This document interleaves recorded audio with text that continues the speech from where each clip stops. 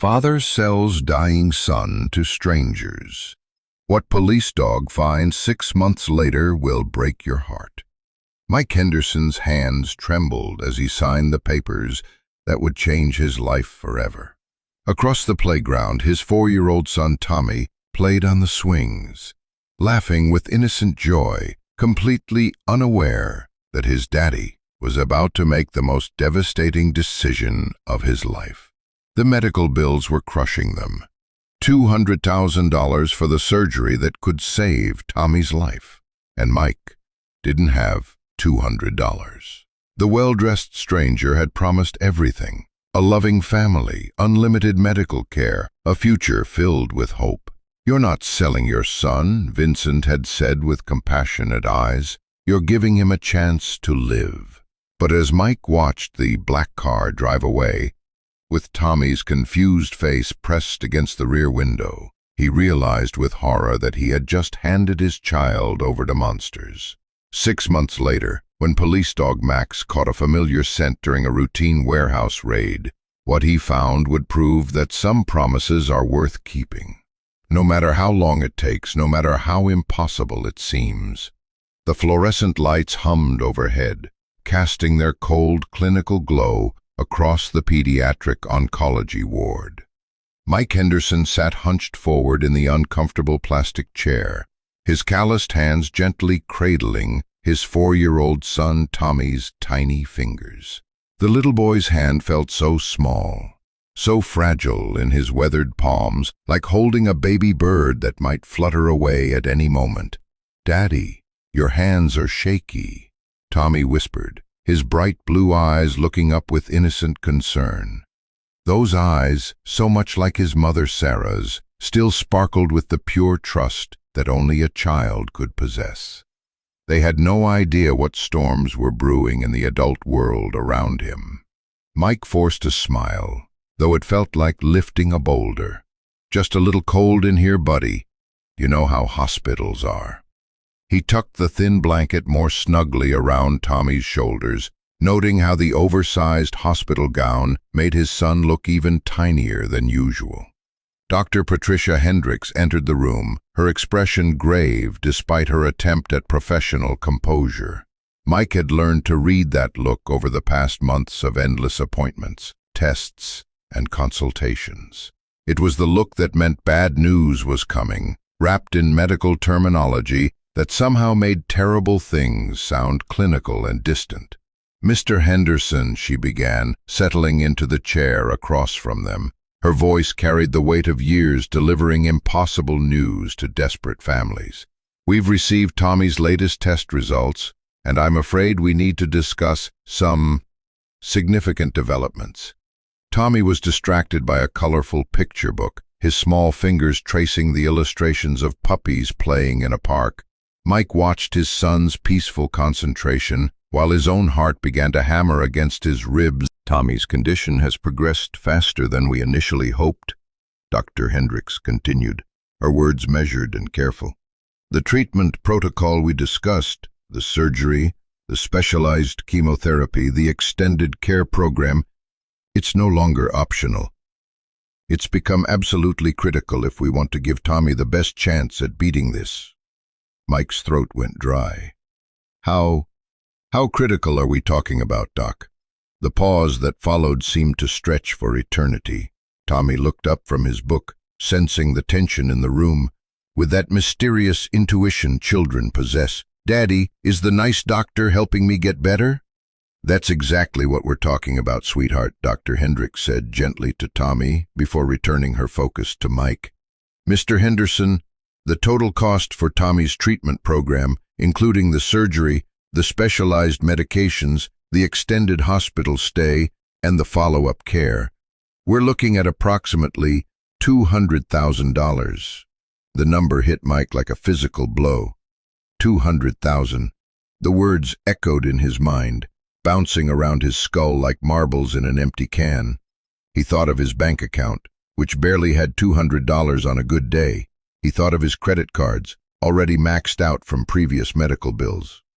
He thought of his tiny apartment, the second-hand furniture, the paycheck-to-paycheck existence that had become their normal. That's... Mike's voice cracked. He cleared his throat, acutely aware that Tommy was watching him with growing concern. That's a lot of money, Doc. Dr. Hendricks leaned forward, her professional mask slipping to reveal genuine compassion. I understand this is overwhelming. We have financial counselors who can help explore options, payment plans, medical loans, charity programs. But Mike, she paused, using his first name for the first time. Time is a factor here. Tommy needs to begin treatment within the next few weeks for the best possible outcome. Tommy tugged on Mike's sleeve. Daddy, why do you look so sad? Are you crying? Mike quickly wiped his eyes, not even realizing tears had started to fall. No, buddy. Daddy's just thinking about how to help you feel all better. The weight of it all crashed down on him like an avalanche. 2 years ago, when Sarah was fighting her own battle with cancer, they had burned through their savings, sold everything of value, borrowed against their future until there was nothing left to borrow against. When Sarah lost her fight, she left behind a mountain of medical debt and a broken man trying to raise their son alone. Now, sitting in this sterile room with its antiseptic smell and its harsh lighting, Mike felt the crushing realization that he might lose Tommy too, not to the disease, but to his own inability to pay for the treatment that could save his son's life. The irony was brutal and sharp. Tommy might die not because there wasn't a cure, but because his father couldn't afford it. We'll figure it out, Mike heard himself saying, though he had no idea how. We'll find a way, whatever it takes. But even as the words left his mouth, the weight of unpaid bills back home seemed to press down on his shoulders like a physical burden. The eviction notice taped to their door, the disconnection warnings from utility companies, the collection calls that had become as regular as sunrise. Tommy smiled at his father's words, complete faith shining in his innocent eyes. I knew you would, Daddy. You always take care of me. If only it were that simple, Mike thought, squeezing his son's hand a little tighter. If only love could pay medical bills. The apartment door creaked as Mike pushed it open. Tommy's small hand clasped firmly in his own. The familiar chaos of their tiny one-bedroom home greeted them, but tonight, it felt different. Tonight, every surface seemed to mock him with reminders of how little they had and how much they needed. Tommy immediately brightened, breaking free from his father's grip to run toward the living room walls. Look, Daddy, my pictures are still here. The walls were covered with Tommy's artwork, colorful crayon drawings of stick figures holding hands under rainbow skies, dogs with too many legs, houses with crooked chimneys smoking happy spirals. Each drawing was held up with strips of tape that Mike couldn't afford to replace, some pieces curling at the edges from humidity and time. They're beautiful, buddy, Mike said, his voice thick with emotion. How could something so innocent and joyful exist in the same space as the nightmare of bills that awaited him? The kitchen table told a different story entirely. Buried under an avalanche of white envelopes, past due notices and medical statements, it looked like a paper graveyard of their financial life. Mike had been avoiding this table for 3 days, but tonight there was no choice. Tonight he had to face the impossible mathematics of their situation. Tommy settled onto the worn carpet with his coloring books, humming a song Sarah used to sing to him. The sound was like a knife twisting in Mike's heart, beautiful and painful at the same time. Mike sat down and began sorting through the papers with shaking hands. Electric bill, $347 overdue, final notice. Rent, $1,200, late fees accumulating. Hospital bills from Sarah's treatment, still arriving, 2 years after her death, like cruel reminders that grief had a price tag. And now, looming over all of it, the specter of Tommy's treatment costs. He pulled out his calculator, an ancient thing he'd had since college, and began running numbers. His salary from the diner, $1,800 a month on a good month. His weekend job at the warehouse, another $600 if he could get enough hours. Total, $2,400. Everything else. For clothes when Tommy outgrew his, for unexpected expenses, for any tiny pleasure that might bring a smile to his son's face. And now, somehow, he needed to find $200,000. Mike stared at the numbers until they blurred together. No matter how he rearranged them, how he calculated and recalculated, they never added up to hope. His mind drifted to happier times, as if his heart needed the refuge of better memories. He remembered last summer, before Tommy got sick. They had spent a perfect Saturday afternoon at the local park. Mike had finally succeeded in teaching Tommy to ride the small bicycle they'd found at a garage sale. Bright red, with handlebar streamers that fluttered like tiny flags. "I'm doing it, Daddy! I'm really doing it!" Tommy had shouted, his face radiant with pride as he pedaled in wobbly circles around the empty basketball court. Mike had run alongside him, one hand hovering protectively near the small of Tommy's back, ready to catch him if he fell. Later that day they had driven to the beach, their first real vacation in months. With a picnic lunch of peanut butter sandwiches and apple slices, they had built elaborate sandcastles complete with moats and bridges. Tommy had appointed himself the castle's king, declaring that Daddy was the royal knight who would protect them from dragon attacks. "This is the best day ever," Tommy had announced, as they watched the sunset paint the sky in shades of orange and pink. Mike had wrapped his arms around his son, feeling like the richest man in the world, despite the $15 in his wallet. Now, sitting at this table of financial ruin, that memory felt like it belonged to someone else's life. The phone rang, jarring him back to reality. Mike glanced at the caller ID and felt his stomach drop. It was his brother, David, in Seattle. "Hey, David," Mike answered, trying to keep the desperation out of his voice. "Mike, how are you holding up? How's Tommy doing?" Mike filled him in on the doctor's visit, the treatment plan, the crushing cost. As he spoke, he could hear the silence on the other end growing heavier. "Jesus, Mike, 200,000? I wish I could help, I really do. But with the kids starting college next year and Linda's medical issues, we're stretched pretty thin ourselves right now." Mike had expected this answer. David was a good man, but he had his own family to worry about. "I understand, brother. Really, I do."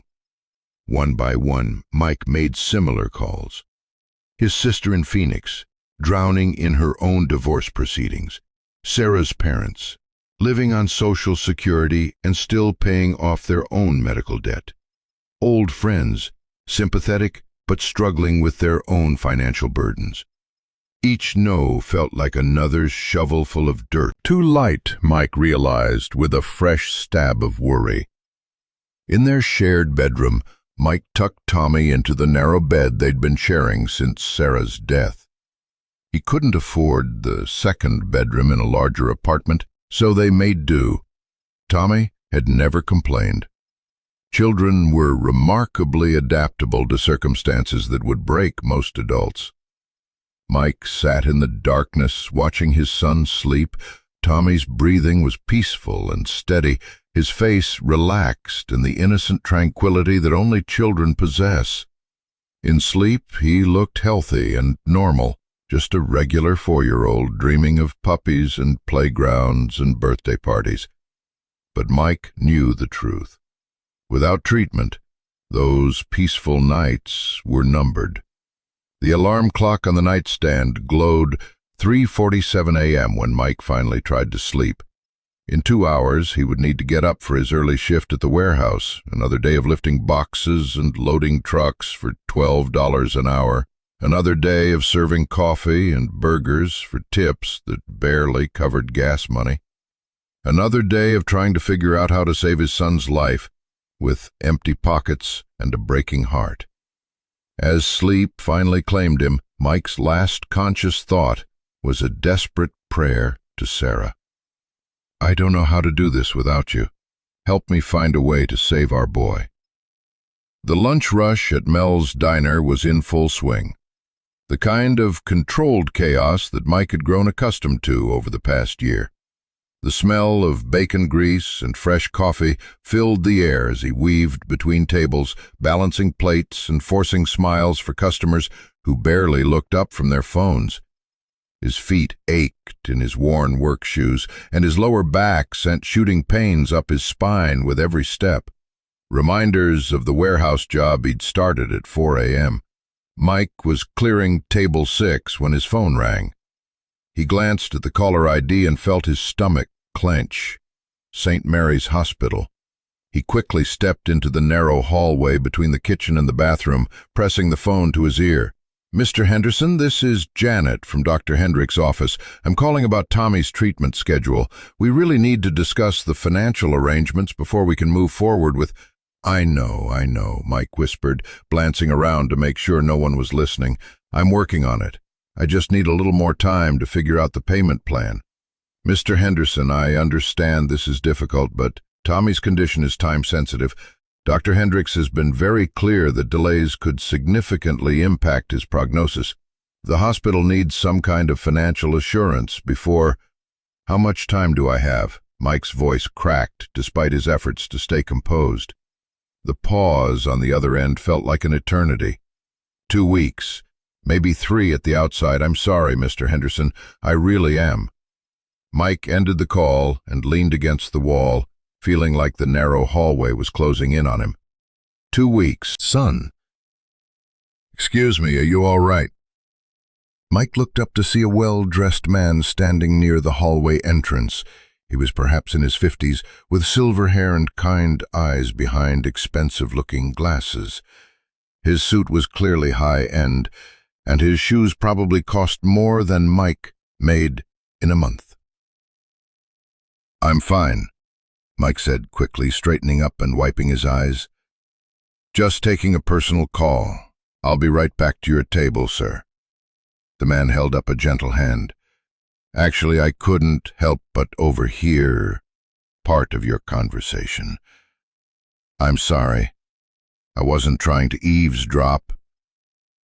But when I heard you mention a hospital and a timeline—" He paused, his expression filled with what appeared to be genuine concern. "Is it your child?" Something in the stranger's tone, warm, compassionate, without judgment, made Mike's carefully constructed walls crumble.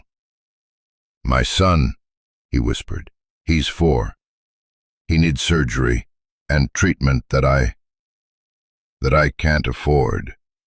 The man's face softened with what looked like deep empathy.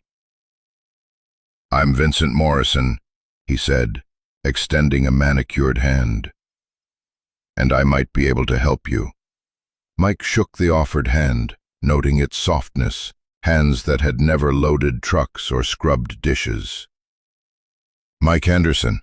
But sir, I appreciate the thought, but I don't take charity." "It's not charity," Vincent interrupted gently. "It's something much better than that. May I sit down? I think you should hear what I have to say." They settled into a corner booth, away from the afternoon crowd. Vincent ordered coffee but barely touched it, his attention focused entirely on Mike. There was something magnetic about his presence, the way he leaned in when Mike spoke, the concerned furrow of his brow, the gentle nods that made Mike feel heard and understood. "Tell me about your son," Vincent said simply, and Mike did. The words poured out of him like water through a broken dam. He told Vincent about Tommy's illness, about Sarah's death, about the crushing debt and the impossible choices. He talked about his son's bright smile and trusting eyes, about the fear that kept him awake at night, about the desperate love that drove him to work 2 jobs and still fall short. Vincent listened to every word, occasionally asking gentle questions that showed he was truly paying attention. When Mike finished, there were tears in both men's eyes. "You're a good father," Vincent said quietly. Your son is lucky to have someone who loves him so much." He paused, seeming to gather his thoughts. "Mike, what if I told you there was a way to save Tommy's life, not through charity or loans, but through something even better?" Mike's heart skipped.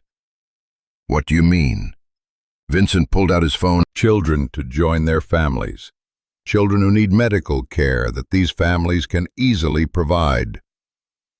Mike stared at the photo, his mind racing. "You're talking about adoption?" "I'm talking about giving Tommy a chance at the life he deserves," Vincent said earnestly. "These families don't just provide medical care. They provide love, opportunities, education, everything a child could ever need. They're not looking to take children away from loving parents. They're looking to expand their families with children whose parents want the very best for them." Mike felt a strange mix of hope and horror. "But I don't want to give up Tommy. He's all I have left." Vincent reached across the table and placed a comforting hand on Mike's arm. "Mike, I understand. The love you have for your son is beautiful and pure. But sometimes loving someone means making the hardest choice of all, putting their needs above your own desires." He swiped to another photo, this one showing children playing in what looked like a medical facility designed to look like a palace. "These children receive the best medical care in the world. They go to the finest schools, have access to every opportunity imaginable. And the families, they send regular updates, photos, videos. You wouldn't be losing Tommy forever. You'd be giving him a future." Mike's hands were shaking as he stared at the phone screen. The children in the photos looked happy and healthy. They were laughing, playing, clearly well cared for. How does it work?" "It's completely legal and above board," Vincent assured him.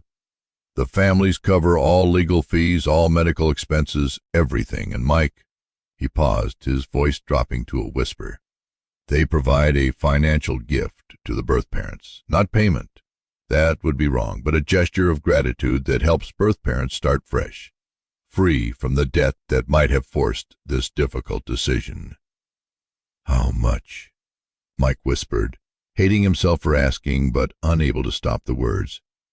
"Enough to clear your debts and give you a fresh start, usually around 50,000, sometimes more, if there are special circumstances like medical needs."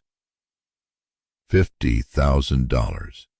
It wasn't enough to save Tommy himself, but it would be enough to clear their debts, to give Mike a chance to rebuild, to maybe help other children facing similar circumstances.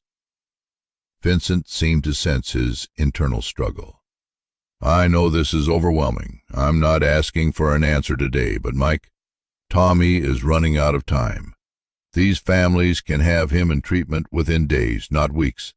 They can save his life while you're still trying to figure out how to afford the first payment." Mike thought about the phone call from the hospital, about the 2-week deadline, about Tommy's trusting smile. "I need to think about it." "Of course you do," Vincent said, reaching into his jacket and pulling out an elegant business card. "But don't think too long, Mike. Tommy needs you to be strong enough to make the right choice." As Vincent prepared to leave, he turned back one more time. "Mike, you're not selling your son. You're giving him a chance to live. Sometimes, that's what love really means." After Vincent left, Mike sat alone in the booth staring at the business card. The logical part of his mind screamed warnings. This was too good to be true, too convenient, too easy. But the desperate part of his mind, the part that had been drowning in impossible circumstances for months, whispered different words. This could save Tommy's life. The afternoon crowd thinned out, and Mike returned to his tables. But his mind was elsewhere. He kept thinking about those photos, those happy children, that beautiful house with the playground. He thought about Tommy's trusting eyes and the doctor's grave expression. He thought about the 2-week deadline and his empty bank account. By the time his shift ended, Mike had made a decision that would haunt him for the rest of his life. He pulled out his phone and dialed Vincent's number. "Vincent, it's Mike Henderson. I want to meet tomorrow. I want to hear more about how this works." The relief in Vincent's voice was palpable. "Mike, you're making the right choice. Trust me. Tommy is going to have a beautiful life." As Mike walked to his car, he tried to convince himself that Vincent was right. This wasn't abandonment, it was salvation. This wasn't giving up. It was giving Tommy the best chance possible. But deep in his heart, a small voice whispered a warning that Mike was too desperate to hear. Sometimes the people who seem most eager to help are the ones you should fear the most. The morning sun cast long shadows across Riverside Park as Mike pulled into the nearly empty parking lot, his hands gripping the steering wheel so tightly his knuckles had turned white. In the back seat, Tommy was practically bouncing with excitement, his small face pressed against the window as he spotted the colorful playground equipment. "Can I play on the swings, Daddy? Please? The big ones?" Tommy's voice bubbled with the pure joy that only a 4-year-old could possess, completely unaware that this might be the last time his father would hear that beautiful sound. "Of course, buddy," Mike managed, his voice catching in his throat. "You can play as much as you want." Vincent was already waiting near the playground, looking even more distinguished in the morning light. He wore a charcoal gray suit that probably cost more than Mike's monthly rent, and his smile was warm and reassuring as they approached. Beside him stood another man, short, free from Mike's hand, and ran toward the swings, his laughter echoing across the playground like music. Mike watched him go, memorizing the sound, the sight of his son's small body moving with such innocent freedom. "Mike, I'd like you to meet Dr. Richard Caldwell," Vincent said, gesturing to his companion. "He represents the Whitmore family, the family who will be caring for Tommy. He's also a pediatric specialist, so he can answer any medical questions you might have." Dr. Caldwell stepped forward with a warm smile, extending his hand. "Mr. Henderson, it's an honor to meet you. I want you to know that the Whitmore family is absolutely thrilled about welcoming Tommy into their home. They've been preparing for months." Mike shook the offered hand, noting the firm, confident grip. "Tell me about them, the family." Dr. Caldwell opened his briefcase and pulled out a thick folder filled with photographs and documents. "Robert and Catherine Whitmore," he began, showing Mike a picture of a distinguished couple standing in front of a beautiful colonial-style home. "He's a successful businessman. She's a former pediatric nurse who now dedicates her time to charity work. They've been trying to have children for 15 years. The photographs were stunning. The house looked like something from a magazine. Wraparound porch, manicured gardens, a swimming pool in the backyard with a safety fence designed specifically for children. There were photos of a bedroom that had clearly been prepared for a little boy, bunk beds shaped like a race car, shelves lined with books and toys, walls painted with cheerful cartoon characters, and their medical facilities?" Mike asked, his heart hammering as he tried to focus on what was best for Tommy, rather than the growing ache in his chest. "State-of-the-art," Dr. Caldwell assured him, flipping to another section of the folder. "They have a private medical wing in their home, staffed by full-time nurses. Tommy would have access to the best specialists in the country, oncologists, surgeons, therapists, whatever he needs. Mike stared at the photos of the medical facility, which looked more like a luxury hotel room than a hospital. Everything was designed to be child-friendly: bright colors, comfortable furniture, even a play area visible through the window. "Daddy, look how high I can swing." Tommy's voice called from across the playground. Mike looked up to see his son pumping his little legs, his hair flying in the wind, his face radiant with pure happiness. "That's amazing, buddy," Mike called back, his voice breaking slightly. Vincent placed a gentle hand on Mike's shoulder. "He's going to be so happy there, Mike. The Whitmores have been dreaming of having a son like decisions, and begin Tommy's treatment right away. You maintain all your parental rights. This is just about getting Tommy the care he needs while the formal adoption process works its way through the courts." Mike's hands trembled as he took the papers. The legal language was dense and confusing, full of whereas clauses and party of the first part terminology that made his head spin. But scattered throughout the document, he could see phrases that made his heart race with hope: immediate medical intervention, comprehensive health care coverage, all expenses to be borne by the receiving family. "I need to understand," Mike said, his voice barely above a whisper. "This is really legal? This is really going to save Tommy's life?" "Absolutely," Dr. Caldwell assured him, producing a notary stamp from his briefcase. "I'm licensed to notarize documents in the state. This makes everything completely official and above board." Vincent leaned in closer, his voice warm with compassion. "Mike, I know this is the hardest decision you'll ever make. But in 5 years, when Tommy is healthy and thriving and getting ready to start first grade in the best private school in the state, you'll know you made the right choice." Across the playground, Tommy had discovered a dandelion growing near the fence. With the focused concentration that only children possess, he carefully plucked it and came running toward them, his small legs carrying him as fast as they could go. "Daddy, Daddy," he called, breathless with excitement. "I picked this for you."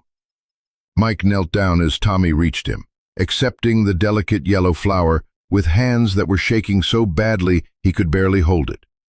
The dandelion was slightly crushed from Tommy's eager grip, but to Mike it was the most beautiful thing he had ever seen.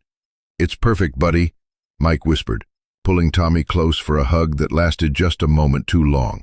He breathed in the scent of his son's hair, that sweet, clean smell of childhood that had been his anchor through every difficult day since Sarah's death. "Are you crying, Daddy?" Tommy asked, his small hand reaching up to touch Mike's cheek with innocent concern. "Just happy tears," Mike managed. "Sometimes grown-ups cry when they're very happy." Dr. Caldwell cleared his throat gently. "Mike, if you're ready, we should complete the paperwork. The Whitmores are expecting Tommy this afternoon, so they can begin his medical evaluation immediately."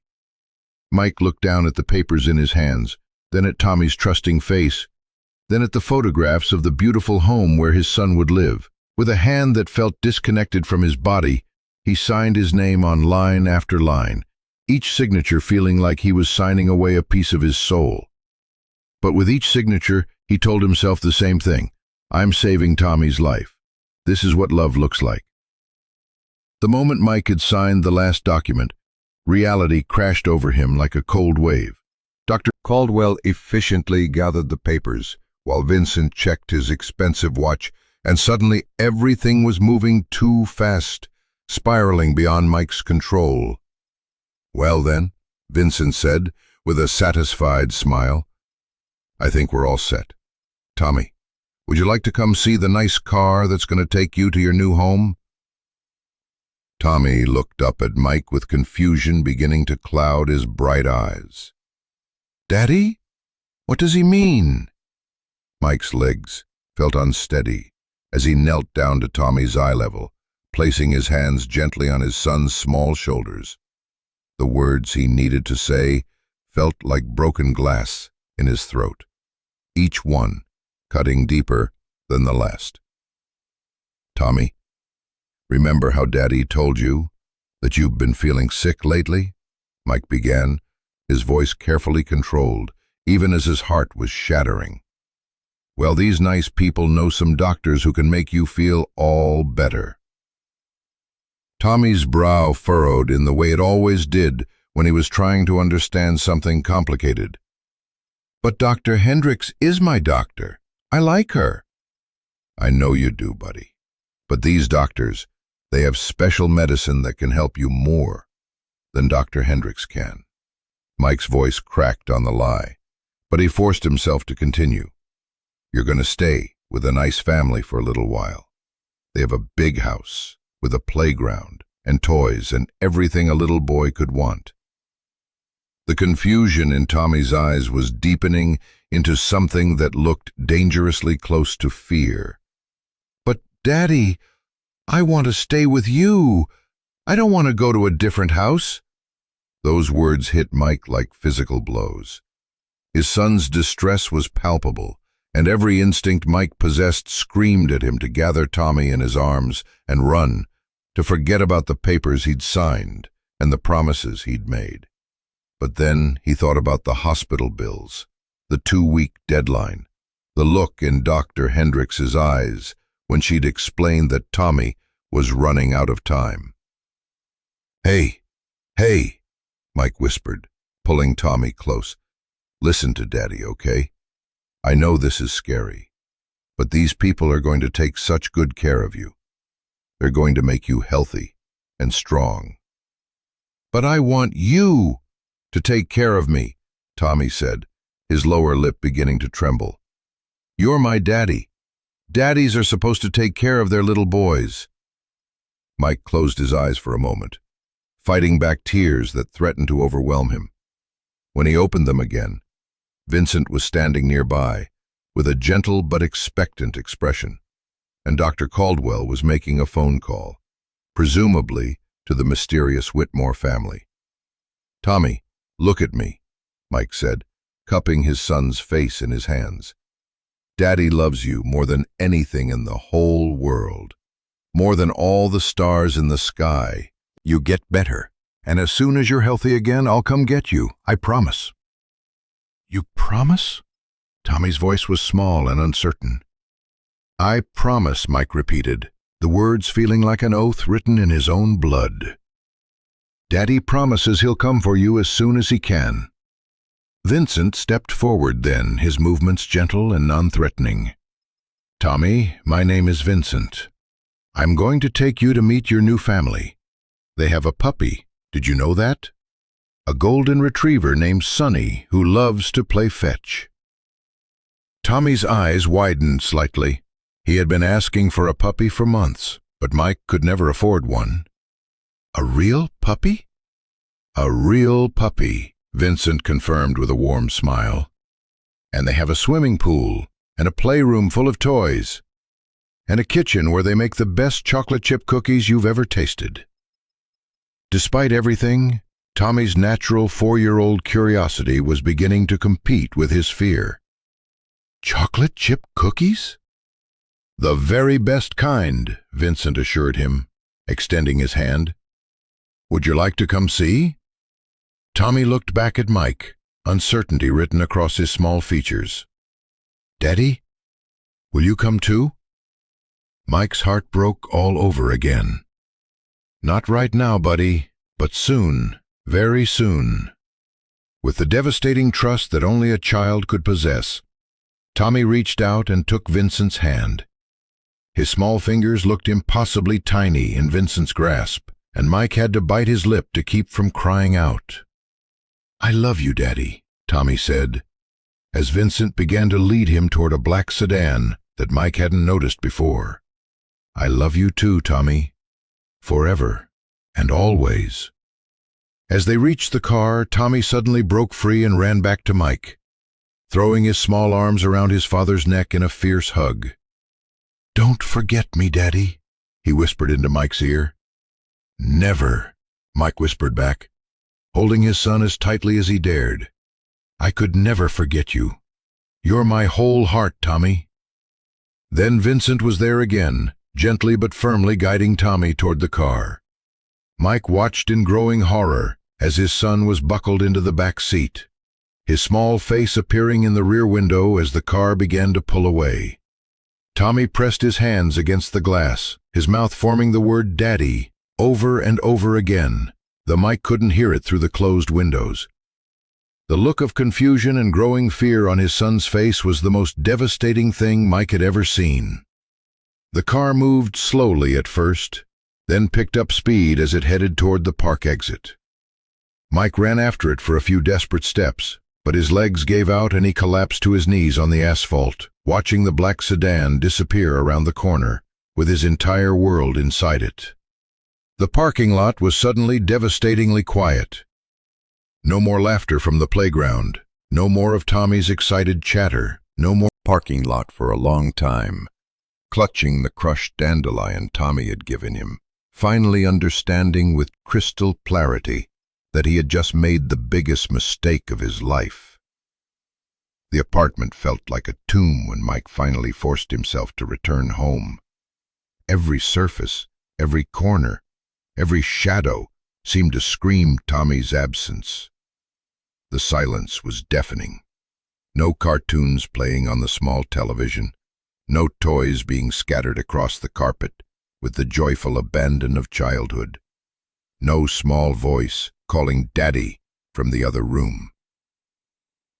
Mike stood in the doorway for several minutes, unable to cross the threshold into this space that had been transformed from a home into a mausoleum in the span of a few hours.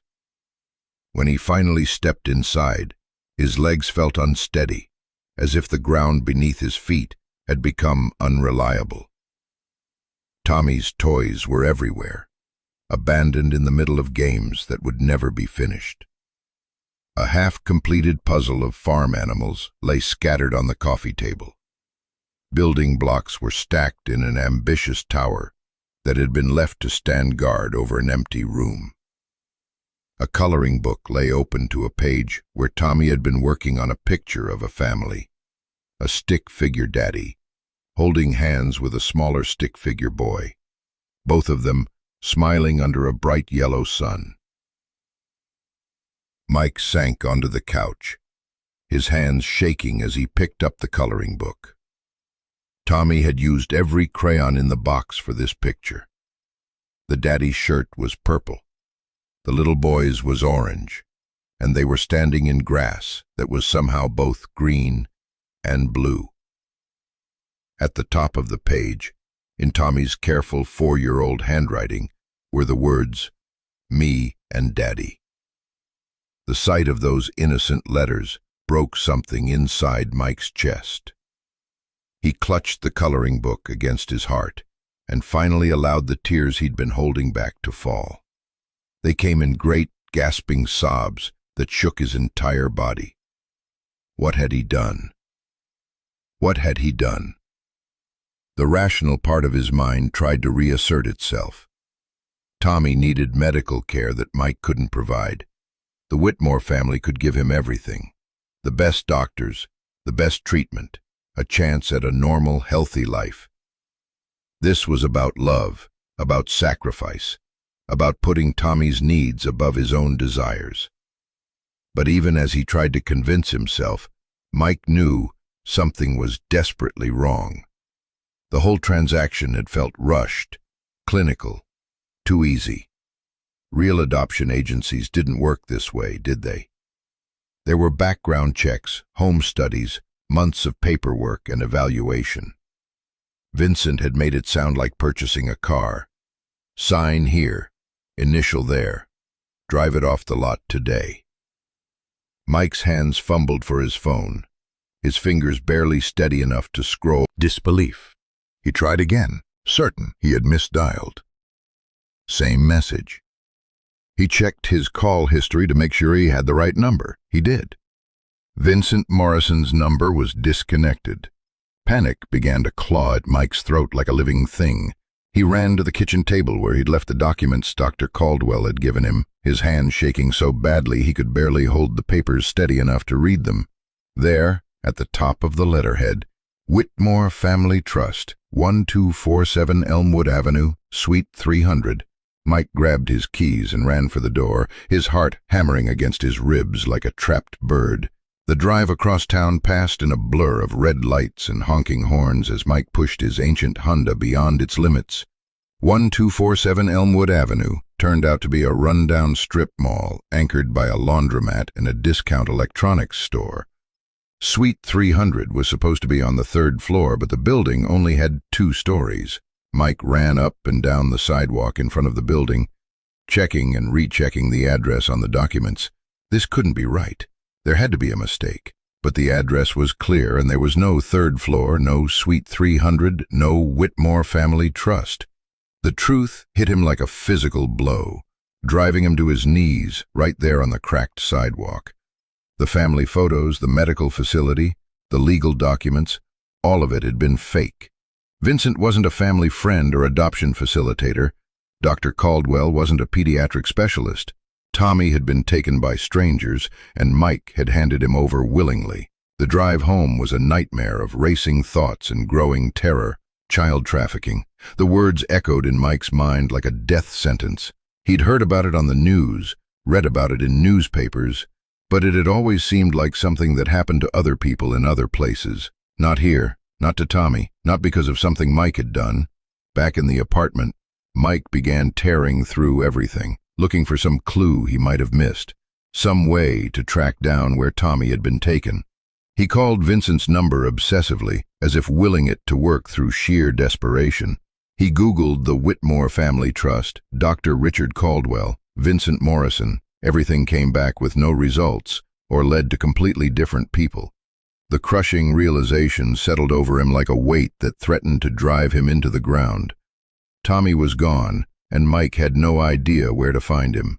In his growing hysteria, Mike began destroying things. He swept the medical bills off the kitchen table, sending them flying across the room like oversized confetti. He kicked over a chair, put his fist through the thin drywall, screamed until his voice was raw. But in the middle of his breakdown, his eyes fell on something that stopped him cold. Tommy's teddy bear, sitting on the couch where he'd been forgotten in the morning's rush. Mr. Patches was a sorry-looking thing, brown fur worn thin from countless hugs, one eye missing, stuffing beginning to show through a small tear in his belly. Mike had bought him at a thrift store when Tommy was 2, and the bear had been his constant companion ever since. Tommy never went anywhere without Mr. Patches. He wouldn't be able to sleep without him. Mike picked up the bear with trembling hands. It still smelled like Tommy, that sweet, clean scent of childhood mixed with the lavender fabric softener Mike used on their laundry. The bear was still warm from lying in the patch of afternoon sunlight that streamed through the living room window.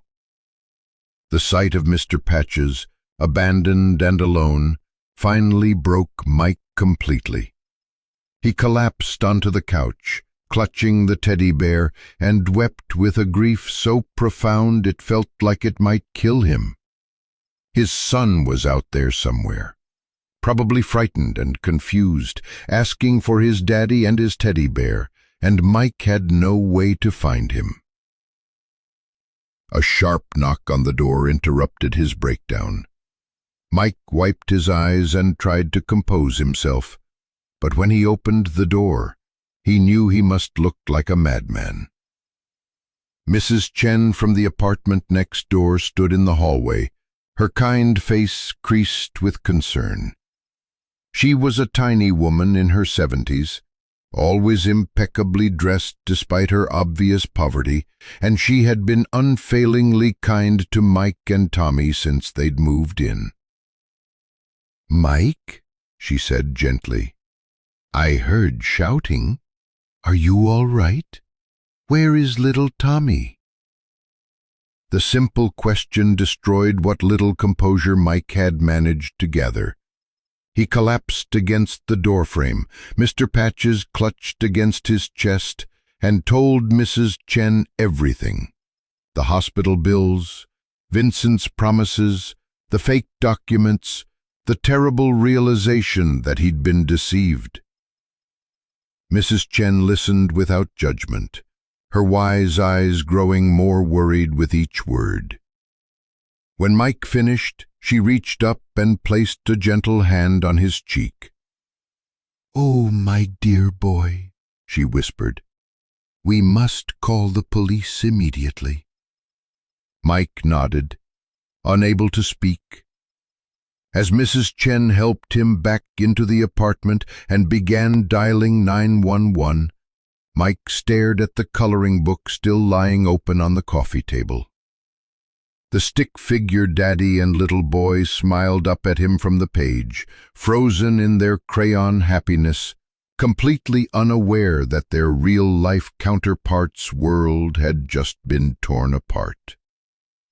The last coherent thought Mike had before the police arrived was a prayer to whatever powers might be listening. "Please keep Tommy safe until I can find him. Please don't let him think his daddy abandoned him. Please give me a chance to bring—" Collapsed in the span of a single day. The desk sergeant looked up from his paperwork, taking in Mike's appearance with the practiced eye of someone who had seen every variety of human desperation walk through these doors. "Can I help you, sir?" "My son," Mike croaked, his voice barely above a whisper. "My son is missing. Someone took him. I need help." The sergeant's expression immediately shifted from routine boredom to alert concern. "When did you last see your child, sir?" "This afternoon, at Riverside Park. But Mike's voice broke as the shame crashed over him again. "I gave him to them. They said they were going to help him, and I believed them, and now he's gone." Within minutes, Mike found himself sitting across from Detective Sarah Martinez in a small interview room that smelled of stale coffee and industrial disinfectant. Detective Martinez was perhaps 40, with kind but sharp eyes and graying hair pulled back in a practical ponytail. Her voice was gentle, but carried the weight of someone who had dealt with too many tragedies. "Mr. Henderson, I need you to start from the beginning," she said, placing a digital recorder on the table between them. "Tell me everything that happened today, no matter how small or insignificant it might seem." Mike clutched Mr. Patches in his lap like a lifeline and began to speak. The words came out in a torrent. Tommy's illness, the crushing medical bills, Vincent's approach at the diner, the promise of a loving family with unlimited resources. Detective Martinez listened without interruption, occasionally making notes, her expression growing more grave with each detail. When Mike described signing the papers in the park, his voice cracked with shame. "I thought I was saving his life. The medical bills, the timeline from the hospital. I couldn't afford the treatment he needed. I thought these people could give him everything I couldn't." Detective Martinez leaned forward, her voice gentle but firm. "Mr. Henderson, Mike, I need you to understand that you are not the first parent to find themselves in this situation. These people are professionals. They know exactly how to target vulnerable families, exactly what buttons to push." "But I should have known," Mike whispered, tears streaming down his face. "What kind of father gives away his child? The kind who loves his son so much that he's willing to sacrifice his own happiness for what he believes is his child's welfare," Detective Martinez replied quietly. "Mike, what you experienced today is a sophisticated criminal operation. You were not stupid or negligent. You were targeted by experts who prey on desperate parents." She pulled out a tablet and showed Mike several photos of missing children. "These are other were doing what was best for their children." The photos hit Mike like physical blows. So many faces, so many families destroyed by the same deception that had claimed Tommy. "What happens to them?" he asked, though he wasn't sure he wanted to know the answer. Detective Martinez paused, clearly choosing her words carefully. Child trafficking is a complex criminal enterprise, Mike. Sometimes children are sold to people who want to adopt, but can't go through legal channels. Sometimes they're used for labor. Sometimes— She didn't finish the sentence, but the implications hung in the air like poison. "We need to find him," Mike said desperately. "How long do we have? What are the chances?" "The first 24 to 48 hours are critical," Detective Martinez admitted. "But Mike, I've seen children recovered after weeks, even months. We don't give up, ever." She turned her tablet around to show Mike grainy security footage from the park. "The good news is that Riverside Park has excellent surveillance coverage. We have clear images of both men who approached you." On the screen, Mike could see himself sitting at the picnic table with Vincent and Dr. Caldwell, Tommy playing on the swings in the background. The timestamp showed 11:47 a.m., less than 15 hours ago, though it felt like a lifetime. "The man you knew as Vincent. We've identified him," Detective Martinez continued. "His real name is Marcus Webb. He's wanted in connection with child trafficking cases in 4 states. The man posing as Dr. Caldwell is likely Robert Steinberg, one of Webb's known associates." Mike stared at the frozen image on the screen, memorizing every detail of the faces that had destroyed his world. "You know who they are. That means you can find them, right? You can find Tommy?" Detective Martinez's expression was compassionate but realistic. "Mike, I want you to understand.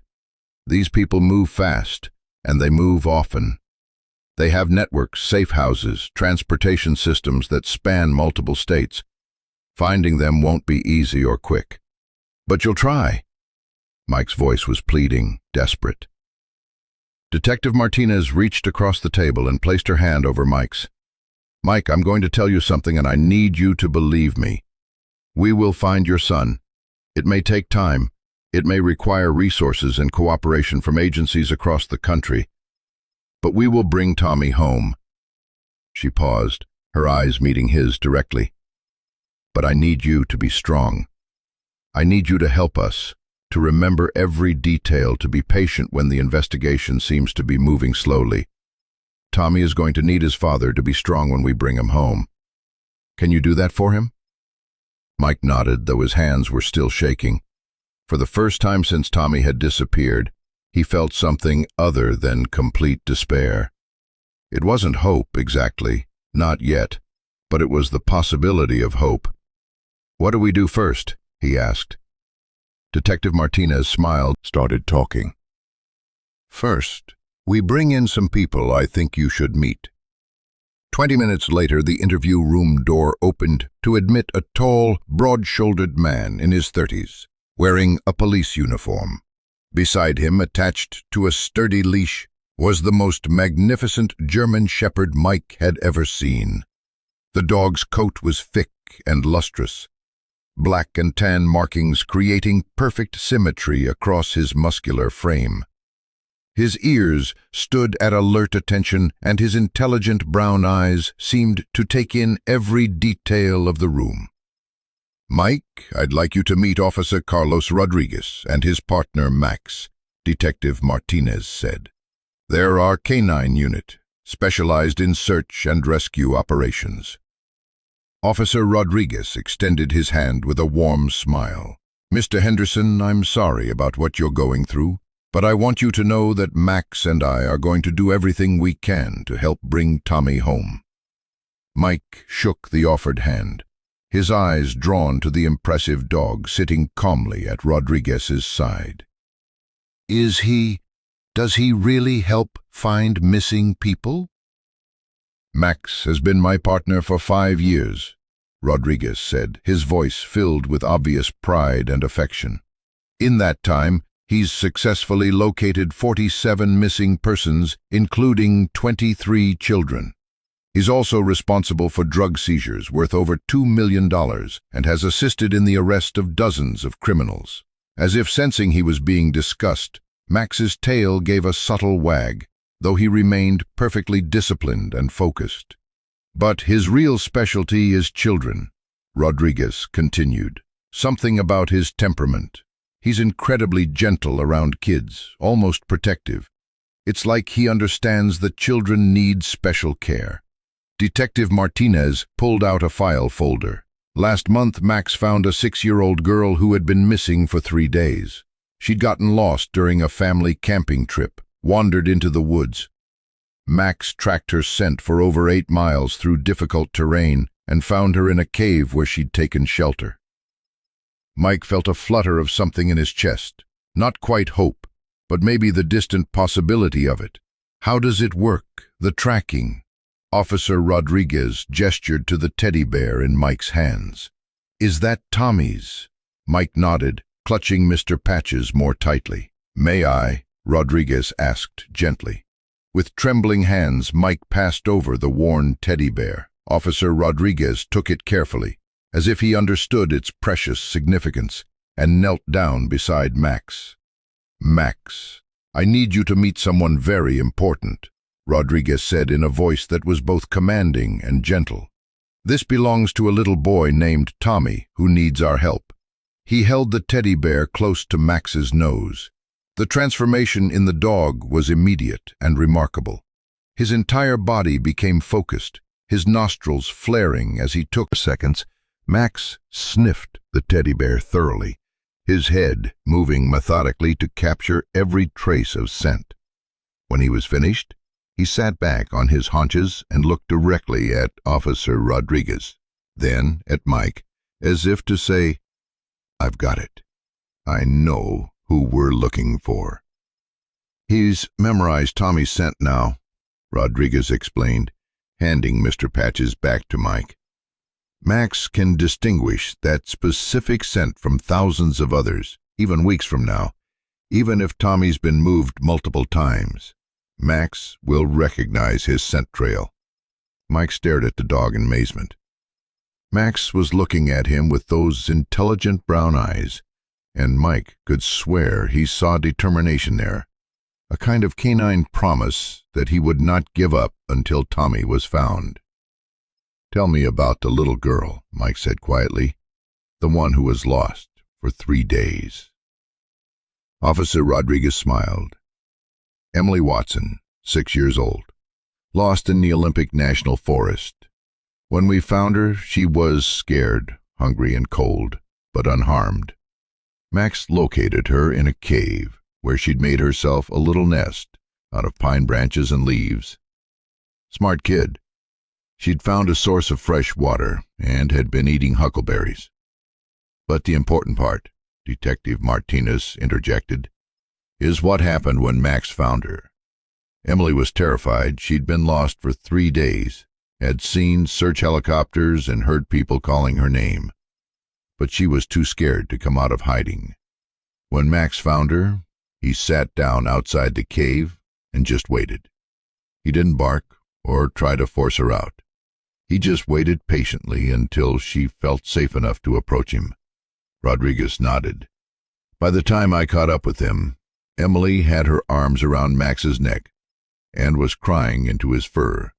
She told me later that she knew everything was going to be okay because the nice doggy had come to take her home. Mike felt tears threatening again, but this time they weren't entirely tears of despair. You think he can find Tommy?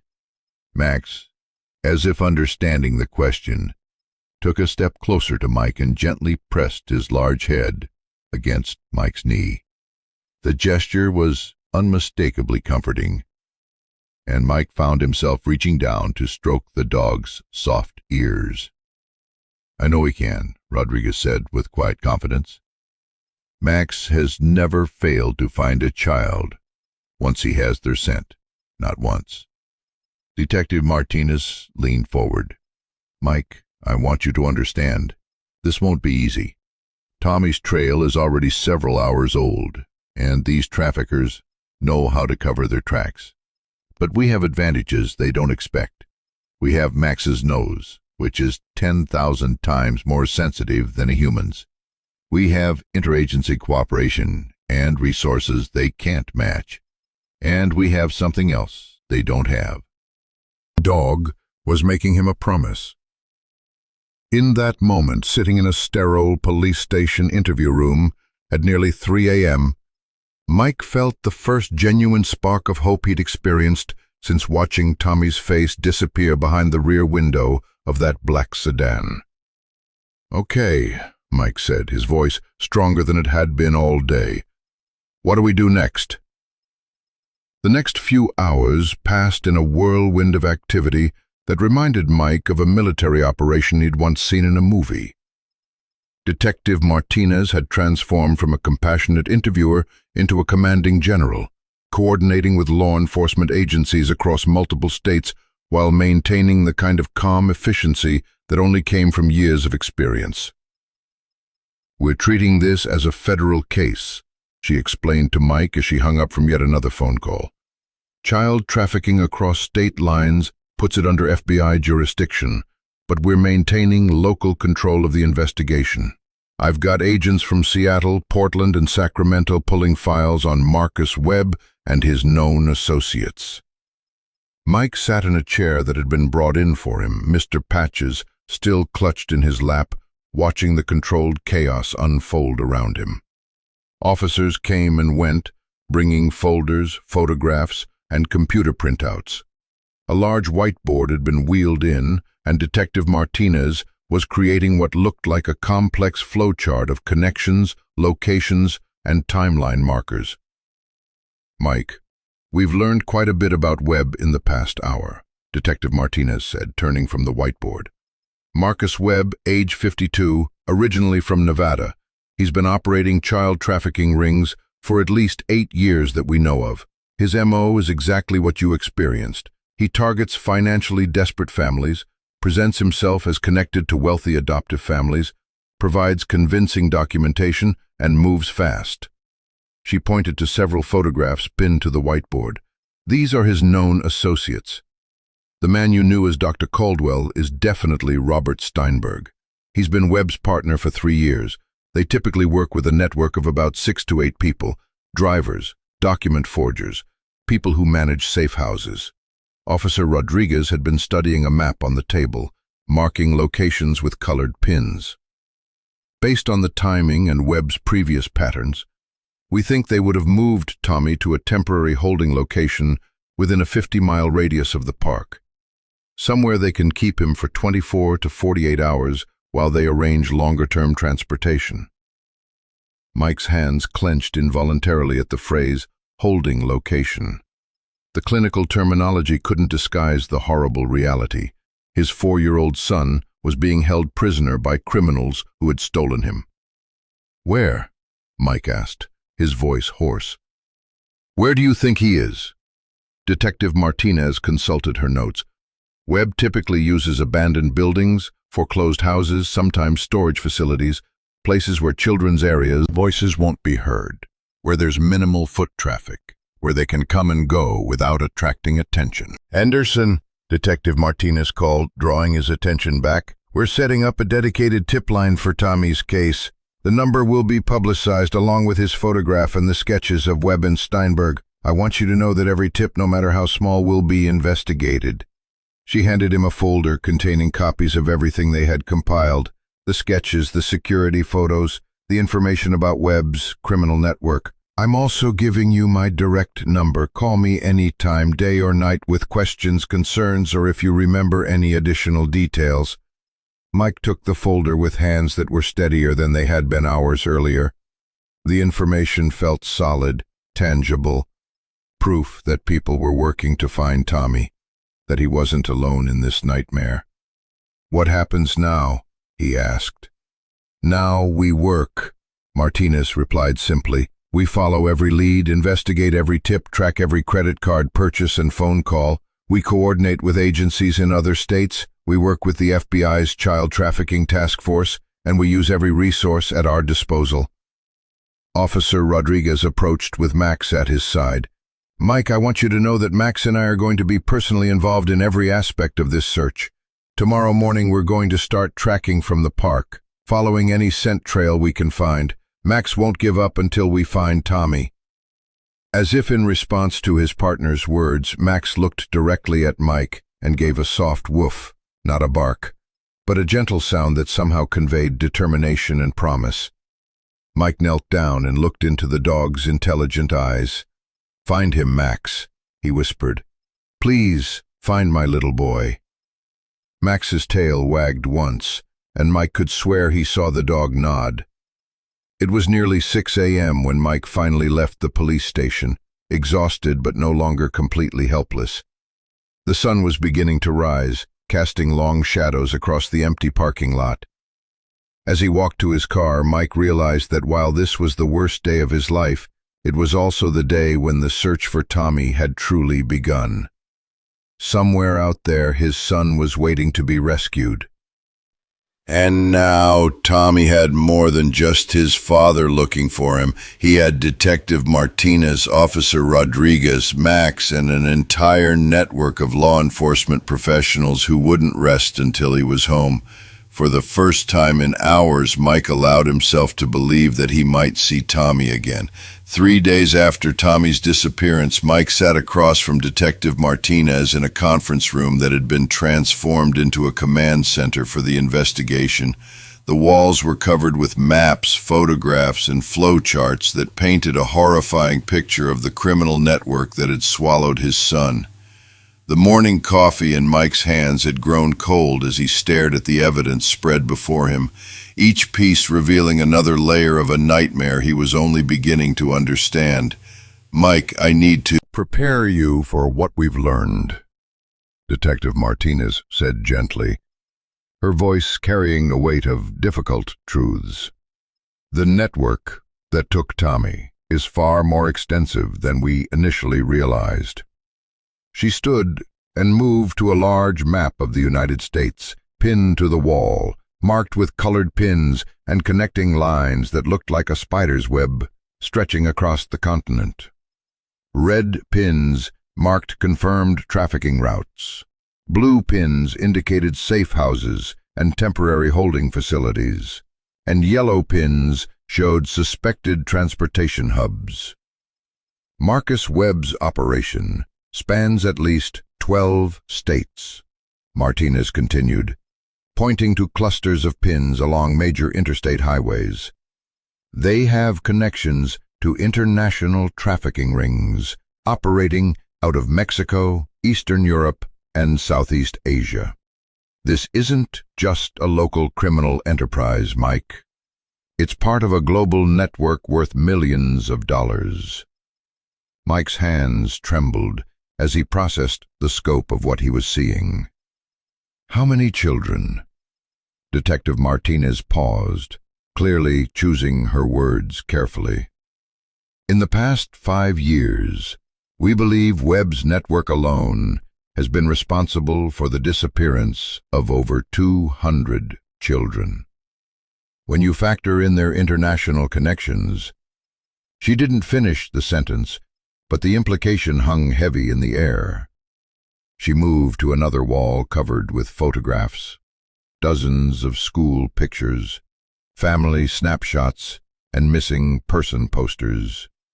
Young faces smiled out from the images, children who should have been playing in backyards or attending birthday parties instead of existing as evidence in a criminal investigation.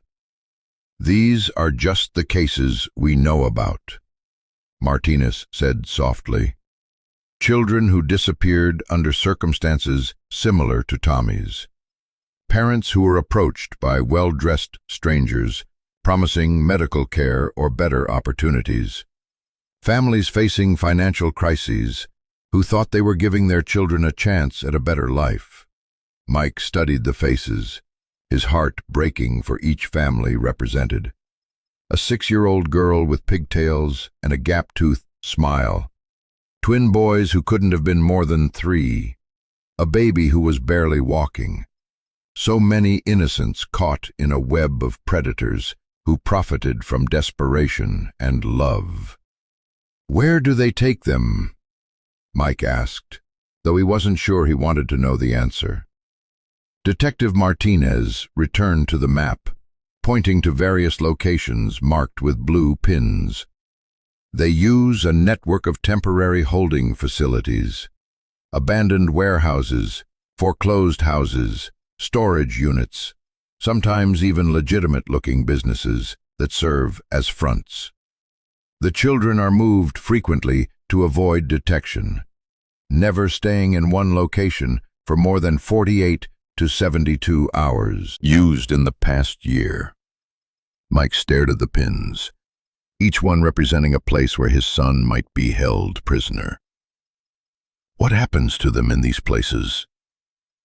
Martinez's expression grew even more grave. The conditions are minimal. Basic food and water, crowded spaces, minimal supervision. The traffickers' primary concern is keeping the children quiet and moving them quickly. They use fear and isolation to maintain control. The clinical description couldn't mask the horror of what she was describing. Mike imagined Tommy, confused and frightened, surrounded by other scared children in some dark, cramped space. His son would be asking for his daddy, clutching for Mr. Patches who wasn't there, trying to be brave while his small world collapsed around him.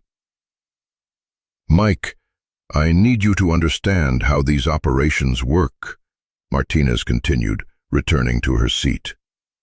They specifically target parents in desperate situations. Parents facing medical crises, financial ruin, or family emergencies. They study their targets, learn exactly what emotional buttons to push. She pulled out a thick file folder. We've analyzed Webb's previous cases, and the pattern is always the same. He approaches parents who are drowning in circumstances beyond their control. He presents himself as compassionate and helpful. He provides convincing documentation and references, and he always emphasizes urgency. There's never time for the parents to think clearly or seek outside advice. Mike felt his guilt intensifying with each word. I should have seen through it. Any reasonable person would have known it was too good to be true. Mike, look at me, Martinez said firmly. Webb and his associates are professionals. They perfected this approach over years of practice. The parents who fall for their deception aren't stupid or negligent. They're desperate people who love their children so much, they're willing to sacrifice their own happiness for their child's welfare.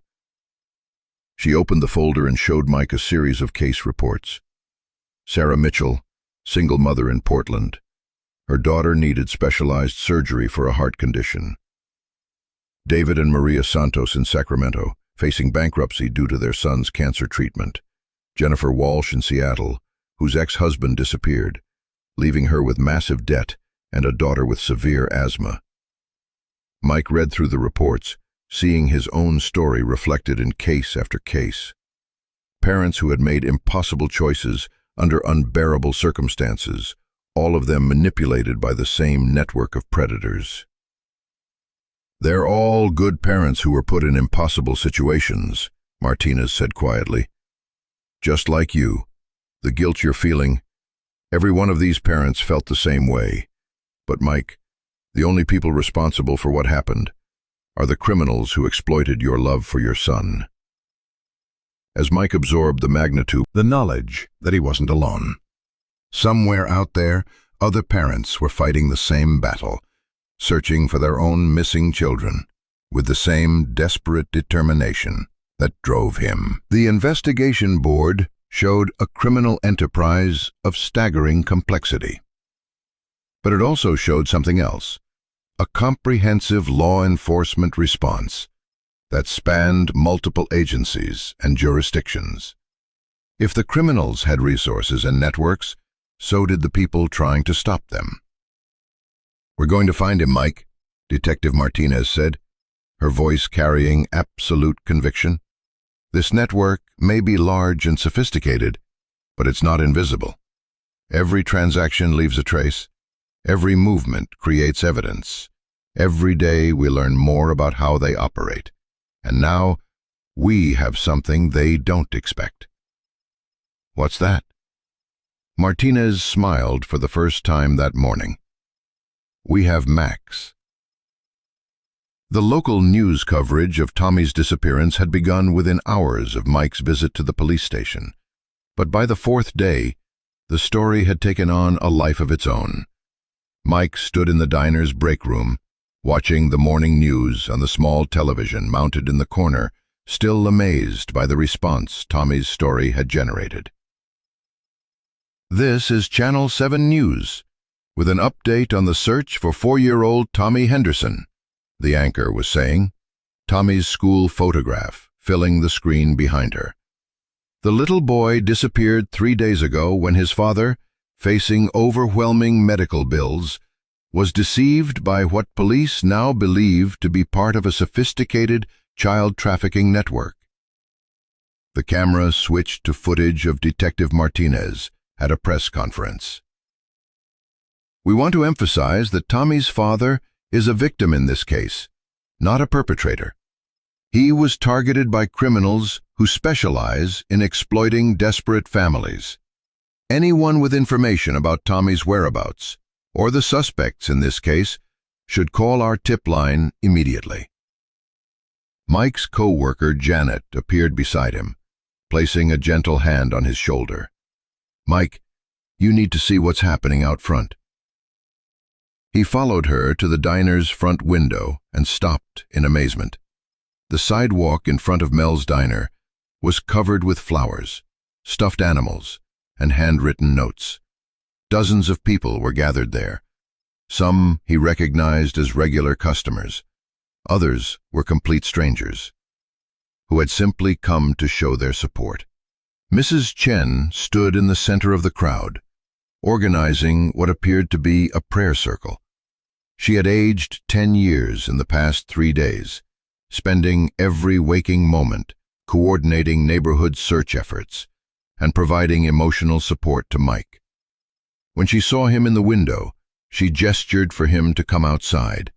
The moment Mike stepped through the door, the crowd fell silent. Then, one by one, "Today," an elderly woman told him, tears in her eyes, "we've added him to our prayer chain, and we won't stop until he's home." A middle-aged man Mike had never seen before shook his hand firmly. "I heard your story on the radio. I've got 3 kids of my own, and I can't imagine what you're going through, but I want you to know, this whole community is behind you. We've organized search parties for this weekend," Mrs. Chen announced to the gathered crowd. "The police have given us areas we can safely search, and we're going to cover every inch of this city until we find some trace of Tommy or the people who took him." The outpouring of support was both overwhelming and deeply moving. Mike had lived in this neighborhood for 2 years, working at the diner and keeping to himself, never realizing how connected he was to this community, until crisis revealed the bonds that had been forming quietly around him. Back inside the diner, Mel himself approached Mike with uncharacteristic gentleness. Mel was a gruff man in his 60s who rarely showed emotion, but his eyes were soft as he spoke. "Mike, the other waitresses are covering all your shifts this week. Don't even think about coming in until Tommy's home. And," he paused, pulling an envelope from his apron, "the regular customers have been leaving tips all morning. Said they wanted to help with expenses." Mike opened the envelope to find nearly $800 in cash, along with dozens of small notes. "For Tommy, praying for your family. Never give up hope. You're not alone in this." The emotional weight of the community's response nearly brought Mike to his knees. For 3 days, he had felt isolated in his guilt and grief, carrying the burden of Tommy's disappearance like a secret shame. But the news coverage had revealed the truth of what had happened, and instead of judgment, the community had responded with compassion and support. That evening, Mike found himself in the basement of St. Matthew's Church, sitting in a circle with 5 other parents whose children had been taken by trafficking networks. The support group had been organized by a local family counselor who specialized in trauma, and Mike had reluctantly agreed to attend at Detective Martinez's suggestion. "The hardest part," said Maria Santos, whose 7-year-old son had been missing for 8 months, "is the guilt. Even when you know logically that you were manipulated, that you were trying to do what was best for your child, the guilt still eats at you." David Mitchell nodded in agreement. His daughter had been missing for 2 years. "I wake up every morning wondering if she's cold, if she's scared, if she thinks I abandoned her. The not knowing is almost worse than anything else." Mike listened to their stories, finding both comfort and heartbreak in their shared experiences. These parents had been living with the nightmare he was just beginning to understand. They had survived the initial shock, the crushing guilt, Desperate search efforts, and somehow found the strength to keep fighting. How do you keep going? Mike asked quietly. Jennifer Walsh, whose daughter had been missing for 6 months, smiled sadly. You keep going because the alternative is giving up on your child, and that's not an option.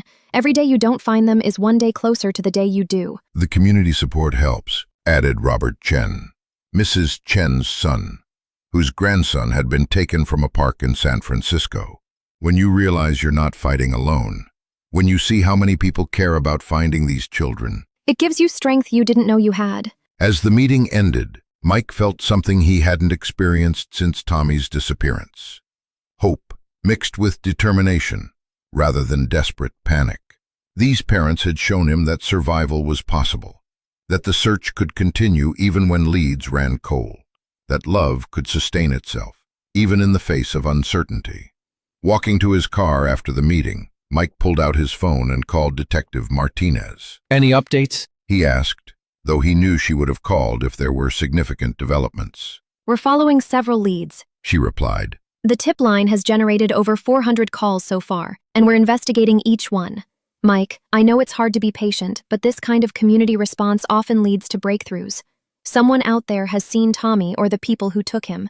After ending the call, Mike stood in the church parking lot and looked up at the stars. Somewhere under this same sky, Tommy was waiting to be found. But now Mike knew he wasn't searching alone. He had a community behind him, professional investigators working tirelessly on the case, and other parents who understood his pain and could show him how to channel it into productive action. Tommy, He whispered to the night sky. Daddy's not giving up. We're all looking for you, and we're going to bring you home.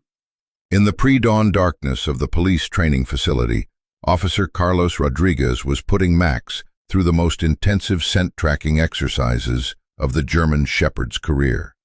The floodlights illuminated a complex obstacle course that had been specially designed to simulate the conditions Max might encounter in a real search and rescue operation. Mike stood at the edge of the training area, clutching Mr. Patches and watching in fascination as Max navigated through a series of challenges that would test every aspect of his tracking abilities. Rodriguez had invited Mike to observe the special training sessions, partly to help Mike understand the sophisticated nature of canine search work, and partly because Max seemed to perform even better when Mike was present. "We've been working on this scenario for 3 days now," Rodriguez explained, as Max approached a mock warehouse constructed from shipping containers. "We hide Tommy's scent in increasingly complex environments, multiple buildings, competing odors, various weather conditions. Max needs to be able to distinguish Tommy's specific scent from everything else he might encounter in the field." Rodriguez had placed several of Tommy's unwashed T-shirts in different locations throughout the training course. Some were obvious placements, others were hidden in ventilation systems, under debris, or in enclosed spaces that would require Max to use his nose rather than his eyes to locate them. Max moved through the course with methodical precision, his nose working constantly as he processed the thousands of scent particles in the air. His training had taught him to ignore distracting odors, food, other animals, chemical cleaners, and focus exclusively on the specific human scent he was tracking. "Watch his body language," Rodriguez pointed out, as Max approached the section of the course where multiple scents had been planted. See how his ears perk forward when he catches Tommy's scent, the way his tail position changes. Max is constantly communicating what he's finding, even when he hasn't located the source yet. The dog suddenly changed direction, his nose leading him toward a stack of cardboard boxes that had been arranged to simulate a storage facility. He circled the area twice, then sat down directly in front of one particular box, his trained signal for target found. "Excellent," Rodriguez said, approaching Max with obvious pride.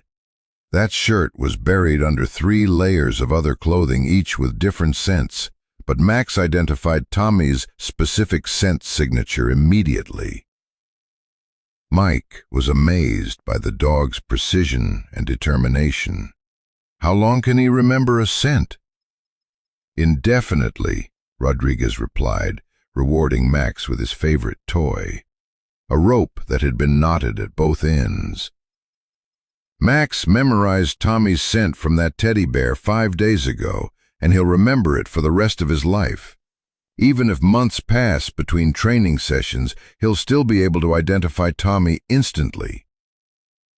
They moved to the next phase of training, which involved tracking scents through various vehicles. A series of cars, trucks, and vans had been arranged to simulate the transportation methods that trafficking networks typically used. Some vehicles had been contaminated with Tommy's scent. Others contained decoy scents designed to test Max's ability to discriminate. "This is critical training," Rodriguez explained as Max began working through the vehicles. "We know from Webb's previous cases that children are moved frequently in different types of transportation. Max needs to be able to detect Tommy's presence even if he was only in a vehicle for a short time." Max approached each vehicle systematically, using his nose to check door handles, wheel wells, and ventilation systems where scent particles might linger. And he began circling the vehicle with intense focus. "He's found something strong," Rodriguez observed, watching his partner's behavior carefully. Max suddenly sat down beside the car's rear door, looking directly at Rodriguez with unmistakable certainty. When Rodriguez opened the door, they found one of Tommy's shirts that had been placed under the back seat cushions. "Outstanding work, Max," Rodriguez said. But instead of giving his usual toy reward, he called Mike over to join them. "Mike, I want you to reward Max this time," Rodriguez said. "It's important that he associates finding Tommy's scent with pleasing you, as well as me. In a real search situation, that emotional connection could be the difference between Max giving up when a trail gets difficult and pushing through to find Tommy."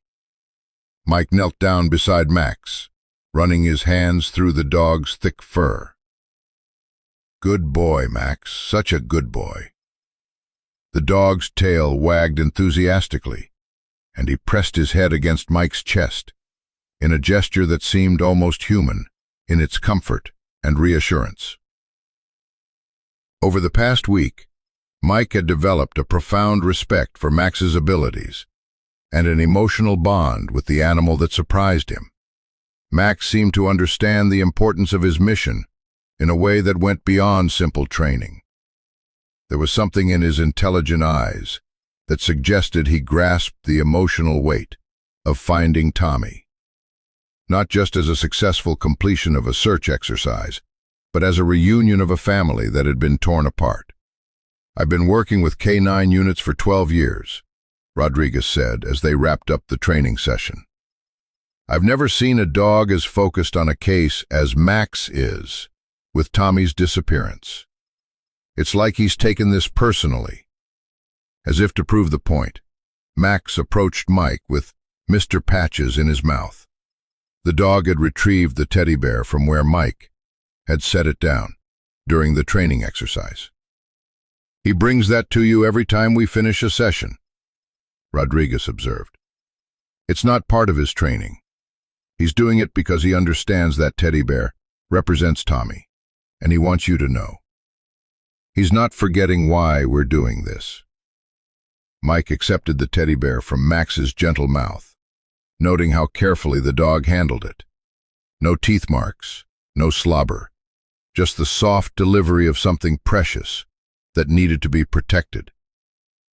"When do you think we'll be ready for a real search?" Mike asked. Rodriguez checked his watch.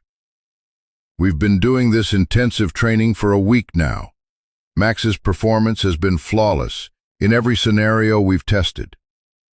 Detective Martinez is coordinating with other agencies to narrow down the most likely locations where Tommy might be held. As soon as we have a specific area to search, Max will be ready." "We're going to find Tommy," Mike said, more to himself than to Rodriguez. Rodriguez nodded, watching his partner's behavior. "Mike, I've worked with this dog for 5 years, and I've never seen him fail when a child's life was at stake. Max doesn't just track scents. He rescues kids. It's what he was born to do." As they drove away from the training facility, Mike looked back to see Max sitting alert in the rear of the patrol vehicle, his nose pressed to the window, still working even during their brief journey. The dog's dedication was both inspiring and comforting, a reminder that Tommy had some of the best help possible, working to bring him home. Tomorrow, Detective Martinez had promised, they would begin searching the actual locations where Tommy might be held. And when that search began, Max would be ready. The tip line had drawn more than 2,000 calls in the first 3 months. Every ring carried the promise of a breakthrough, and the crushing weight when it wasn't. Mike had learned to read Detective Martinez's voice over the phone. Hope had a tone. So did disappointment. 2 months into the search, Martinez called. Multiple witnesses saw a man matching Webb's description with a boy at a Bakersfield truck stop. Timing fits. The child matches Tommy's appearance. Mike's pulse spiked. When do we go? Rodriguez and Max are already en route. I'll update you when we have confirmation. 6 hours crawled by. Mike paced, imagining the reunion, Tommy in his arms, the nightmare ending. But when the call came, he knew from Martinez's first word. It wasn't him. It became a pattern. A sighting in Portland, a father with his nephew. Sacramento gas station footage, a girl with short hair. A motel clerk in Reno, just a memory of a missing poster. Each false lead scraped away another layer of Mike's resolve. Rodriguez and Max stayed close, checking in daily, letting Mike join searches of abandoned buildings. Once, in a foreclosed warehouse, Max picked up Tommy's scent, old but real. He was here, Mike said, hand on the wall where the scent was strongest. Yes, Rodriguez said softly, but weeks ago, less than 24 hours. Then gone. It was proof Tommy was alive, and proof of what he was enduring. Cold, filthy buildings, strangers who saw him as merchandise. Federal agents had joined the hunt, spanning 6 states, but more hands meant more bureaucracy. The brass is asking questions, Martinez admitted. Resources are stretched. You're not giving up? Never. But I need you to understand, they measure success in closed cases. Mike added a third job, washing dishes, after his shifts at Mel's and the warehouse. At night he lay in their bed replaying the day at the park, torturing himself with what-ifs. Guilt and hope wrestled daily for control. And every morning he got up and searched again. In a damp basement along the I-5 corridor, Tommy sat against the wall, huddled with other children. The bare bulb overhead threw shadows across frightened faces. He'd been moved 4 times since leaving the park with Vincent. This was the worst. Dark, crowded, filled with sobs in languages he didn't know. "When is my daddy coming?" he asked Maria, a 7-year-old from El Salvador, who tried to care for the younger kids. "I don't know, Pequeño," she said, pulling him close, "but you have to be strong. Your daddy is looking for you." The guards told them otherwise, that no one was coming, that they'd been given away. Tommy refused to believe it. He remembered his dad's promise, "I'll come get you as soon as I can." He remembered the big police dog who had smelled his teddy bear. In Tommy's mind, Max was a hero who could find anyone. He drew constantly, on cardboard scraps, with a broken crayon, or tracing his finger in dust.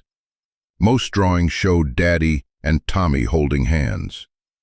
Lately he added Max, a big dog with a super nose. "That's my daddy and the police dog," he told David, a 5-year-old from Oregon. "They're coming to get us." His hope became the children's hope. At night, he told Sophia, a crying toddler, stories about kids who got lost but were found. The other children listened in the dark, clinging to Tommy's certainty that rescue was coming. Back in the city, the search was wearing Mike down. One night at 3 a.m., surrounded by bills and eviction notices, he faced the reality. He was broke. The dishwashing job was gone after exhaustion caused him to drop a stack of plates. He'd lost 43 pounds. His eyes were hollow, clothes hanging loose. The phone rang. Martinez again, another tip, another dead end. After hanging up, Mike sat on Tommy's bed. The pajamas were still under the pillow, goodnight moon still on the nightstand. "What if I'm too late?" he whispered to the empty room. A knock at the door broke the silence. Mrs. Chen stood there with soup. "You look like a ghost. Sit down." As she heated it, Mike told her everything. The eviction, the jobs, the despair. "You're not giving up on finding Tommy," she said. "You're giving up on yourself, and if you collapse, who will be here when Tommy comes home?" She handed him an envelope. "From the neighborhood. People who barely have enough for themselves. Inside, nearly $5,000. Tears fell into his soup. Somehow, neighbors living paycheck to paycheck had saved him from eviction. That night, Mike went into Tommy's room for the first time in weeks. On his desk was a stack of drawings. One stopped him cold. 2 stick figures holding hands, Daddy and Tommy written above, and beneath, in careful printing, "I love you, Daddy." Holding the paper to his chest, something shifted inside him. For 4 months, he'd been driven by guilt and fear. But this wasn't about failure. It was about a little boy who loved his daddy and believed he would come. Mike looked out at the city lights. Somewhere, Tommy was waiting. Somewhere, his son was being brave, probably helping other children, still believing rescue was coming. "I won't give up, son," he whispered. "Daddy's coming." Tomorrow, he'd call Martinez, thank Rodriguez and Max, and dive into the next lead. Tonight, he would sleep in Tommy's bed and dream of the day that small hand slipped into his again. The search would continue. It would never end, not until Tommy was home. 6 months and 12 days after Tommy vanished, the hunt reached its breaking point. In the packed briefing room, Detective Sarah Martinez stood before federal agents, local officers, and tactical units. A satellite map of a derelict industrial complex projected on the wall. Red dots marked entries, blue for suspected holding areas, yellow for unexplained activity. "This," Martinez said, voice steady but electric, "is our best chance to dismantle Marcus Webb's trafficking network and recover the children. Intelligence confirms at least 12 are inside. We believe Tommy Henderson is one of them." From the back corner, Mike gripped a folder of his son's photos so tightly his knuckles whitened. 6 months of false leads had trained him to guard hope. But this felt different. Beside him, Officer Carlos Rodriguez sat with Max at his feet. The German shepherd's ears twitched at the rising energy in the room, eyes fixed on the map as if he understood. FBI agent Rebecca Stone laid out the plan. Children are processed here, then moved along established routes. We hit the warehouse first. The admin buildings house the operators. Rodriguez, Stone asked. If Tommy is here, can Max find him? He's trained for this, Rodriguez said, hand on Max's head. Multiple buildings, competing scents. If Tommy's here, Max will pinpoint him. Mike hesitated, then raised his hand. I need to be there when he comes out. I won't go inside. Just let him see I kept my promise. Stone frowned. Martinez studied him for a long moment. Command post only. Half a mile from target. Radio contact. No exceptions. Mike nodded. That's enough. Max rose, padded entrance. Then Rodriguez's whisper. Max is showing interest, strong positive indicators. He's redirecting us east. Mike's breath caught. Martinez's eyes flicked to him. East matched the intel on the children's location. Moments later. Control. This is Canine Unit. Max at East Service entrance. Strongest positive indication. Target inside. Mike's knees weakened. After 6 months, Max had found him. The breach was swift. The crash of the service door reverberated through the warehouse, flashlights cutting across concrete and rusted beams. 16 children stirred in a makeshift dormitory. Thin mattresses, a single portable toilet, the stench of neglect. Tommy sat up beside Maria, the 7-year-old who had guarded him for months. His clothes hung loose, his face thinner, but his eyes were alert. And then he saw the dog. You're the doggy, he whispered, scrambling to his feet. You're the doggy from when I saw Daddy. Max's tail wagged, ears forward, body low and gentle. He approached slowly, closing the gap, until Tommy's small hand touched his fur. Did you come to take me to Daddy? Tommy asked, voice trembling as he threw his arms around Max's neck. The dog stood still, tail sweeping the floor in a quiet, steady rhythm. Rodriguez knelt. Tommy, I'm Officer Rodriguez, and this is Max. We're here to take you home. At the command post, the radio crackled. Positive ID on Tommy Henderson. Child responsive and alert. Requesting medical. Martinez turned to Mike. He's alive. Mike's body folded with relief, tears spilling as months of strain broke all at once. Inside, medics knelt beside Tommy, checking vitals as he kept one hand on Max's head, refusing to let go. The other children stared. Some had never seen a dog, let alone one who'd come for rescue. Maria smiled through tears. The dog remembered me, Tommy told a paramedic. I knew he would find me. In another part of the complex, Webb's escape ended at a rear exit, tackled by federal agents. 4 associates were cuffed beside him. Over the radio, 16 children recovered, all suspects in custody. Transport to hospital. Mike was already route when the ambulance doors closed on Tommy, Maria, and Max. Rodriguez rode inside, Max lying across Tommy's legs. Is my daddy really coming? Tommy asked softly. He never stopped, Rodriguez said, not for one single day.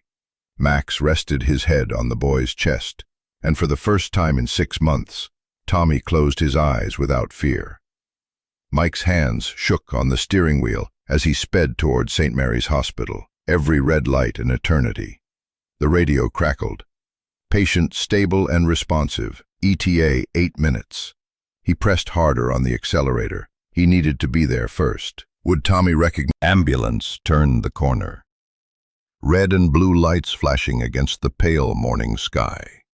Abandoning his car, he ran toward the emergency entrance. The doors swung open. And there was Tommy. He looked impossibly small on the adult gurney, clothes hanging loose over a frame missing at least 15 pounds.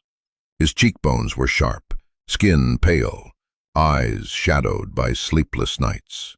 But those eyes, bright blue just like Sarah's, searched the crowd until they found Mike. "Daddy!" Mike pushed through the medics, grasping his son's thin hand. "I'm here, buddy. I kept my promise." "I told the other kids you'd come," Tommy said, gripping back with surprising strength. "I drew pictures of you every day so I wouldn't forget." Tears blurred Mike's vision. "Happy tears," he said when Tommy asked. "I'm just so glad to see you." Even when the gurney rolled into the trauma bay, Tommy's gaze never left him. "I'm staying right here," Mike called, "not going anywhere." At the foot of the bed, Max lay still and alert, ears forward, eyes tracking every movement. "The doggy stayed with me, in the scary place," Tommy told a nurse. "He remembered me." Mike knelt beside him. "Max never gave up, Tommy. None of us did." By the time exhaustion claimed him, Tommy whispered, "Why did it take so long? I was very brave, but I missed you." Mike stroked his hair. "Sometimes bad people hide well, but the good people, and the very best doggy, kept looking until we found you." The pediatric ward became a command center for 16 rescued children. Dr. Patricia Hendricks, who had diagnosed Tommy's original illness, oversaw his care. "Malnutrition severe but reversible," she told Mike. "He's 15 pounds underweight, immune system weakened, but he can fully recover." Then the shock. Tommy's rare illness, the one that had pushed Mike to desperation, had vanished from his charts. "His body fought it off," Hendricks said. "Sometimes children's immune systems rally in ways we can't predict." The irony stung, but Mike focused on the miracle. His son was healthy. Mike never left his side. He read old bedtime stories, sang lullabies, and told how Rodriguez and Max had searched for him. Rodriguez visited daily with Max, who shifted seamlessly from rescuer to therapy dog, curling gently beside Tommy's bed. "I told the other kids about you," Tommy would whisper to Max. "I said you had a super nose, and you'd find us." One day, Tommy handed over a drawing, a big dog in a cape flying toward a building with children waving from the windows. "Super Max," he said proudly. Maria, the 7-year-old who had protected Tommy, Volunteers offered services for the families. Tommy's first real meal was a small tray: rice, chicken broth, bread, applesauce. He stared at it as if afraid it might vanish. "It's all yours," Mike assured him. He took a bite of applesauce, closed his eyes. "Daddy, this is the best food I ever tasted." Mike turned away to hide tears. Then Tommy smiled and offered the spoon toward Max. "Can Max have some?" Child psychologist Dr. Elena Vasquez used play therapy to help Tommy process his trauma. While building with blocks, he said matter-of-factly, "I had to be brave for the little kids. Maria helped me, but the nights were the hardest." Nightmares woke him screaming, convinced the bad people had come back. One sleepless night, Rodriguez appeared with Max. Tommy's fear melted instantly. "You came in the middle of the night," he told Max, stroking his ears until he fell asleep, hand resting in the dog's fur. "Dogs sense distress," Rodriguez whispered to Mike. "Max knows he's needed as a protector right now." In therapy, Tommy talked about the dark place and the scared kids.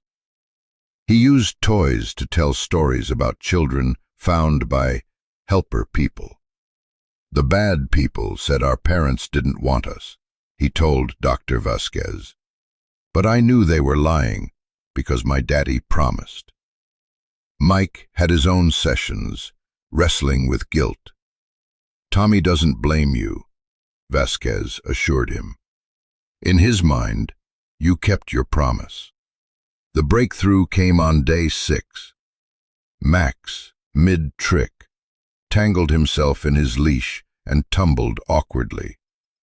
Tommy burst into laughter. Not polite, but pure, belly-deep joy. The sound filled the room, drawing smiles from everyone.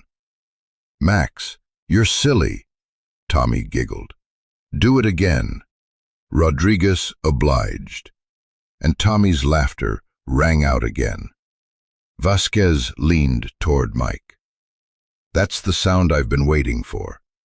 Real laughter means healing has begun." Mike knew the road ahead would be long, but in that moment, with Tommy laughing and Max's tail thumping against the floor, he saw proof that his son's spirit had survived intact. 2 weeks into Tommy's hospital stay, Officer Rodriguez asked Mike to meet in the family consultation room while Tommy napped.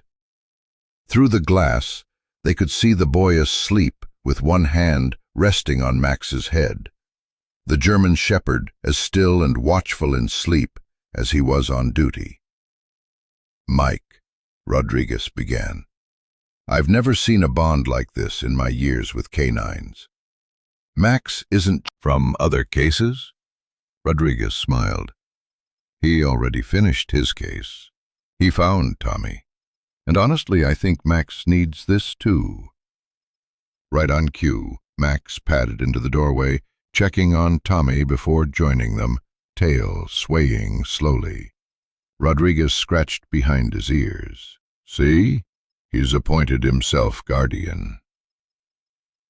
Approval came in 48 hours.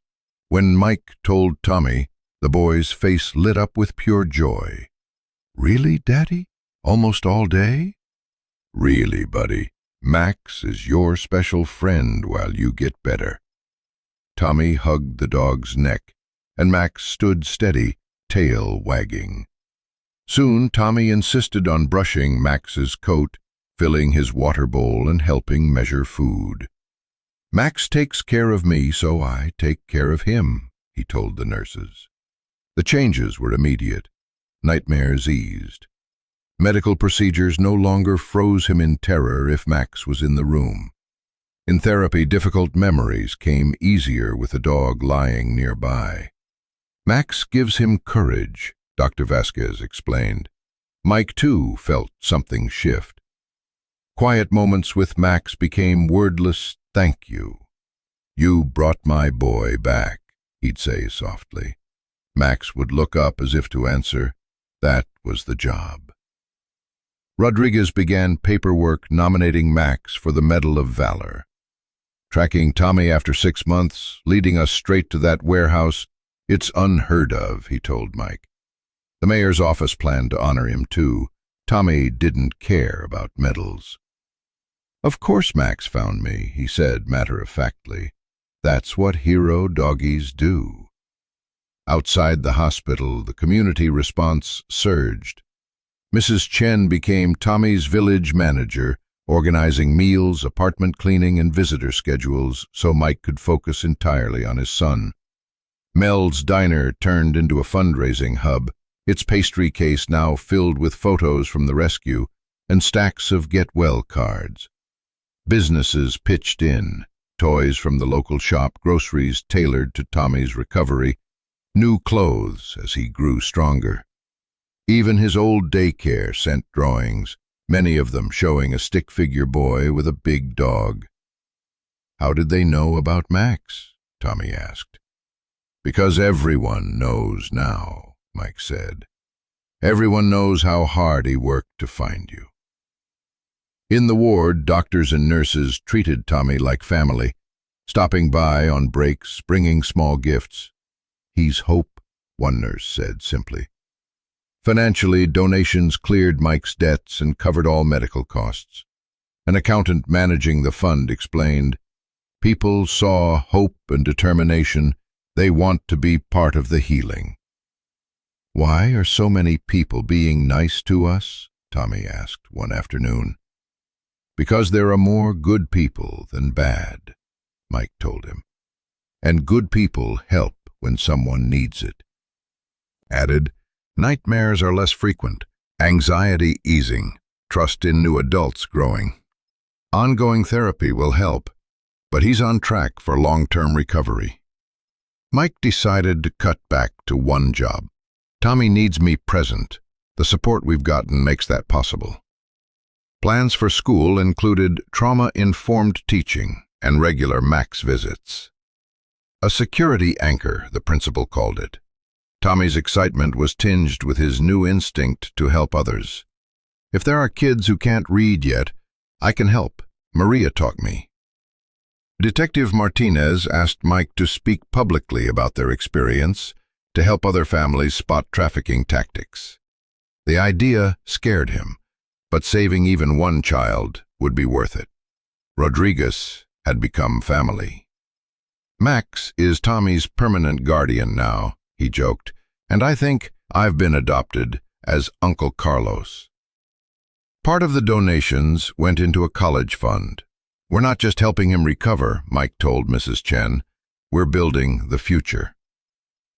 The night before discharge, Tommy asked, "When we go home, Max will still visit?" "Every week," Mike promised. "And we'll always be together, you and me?"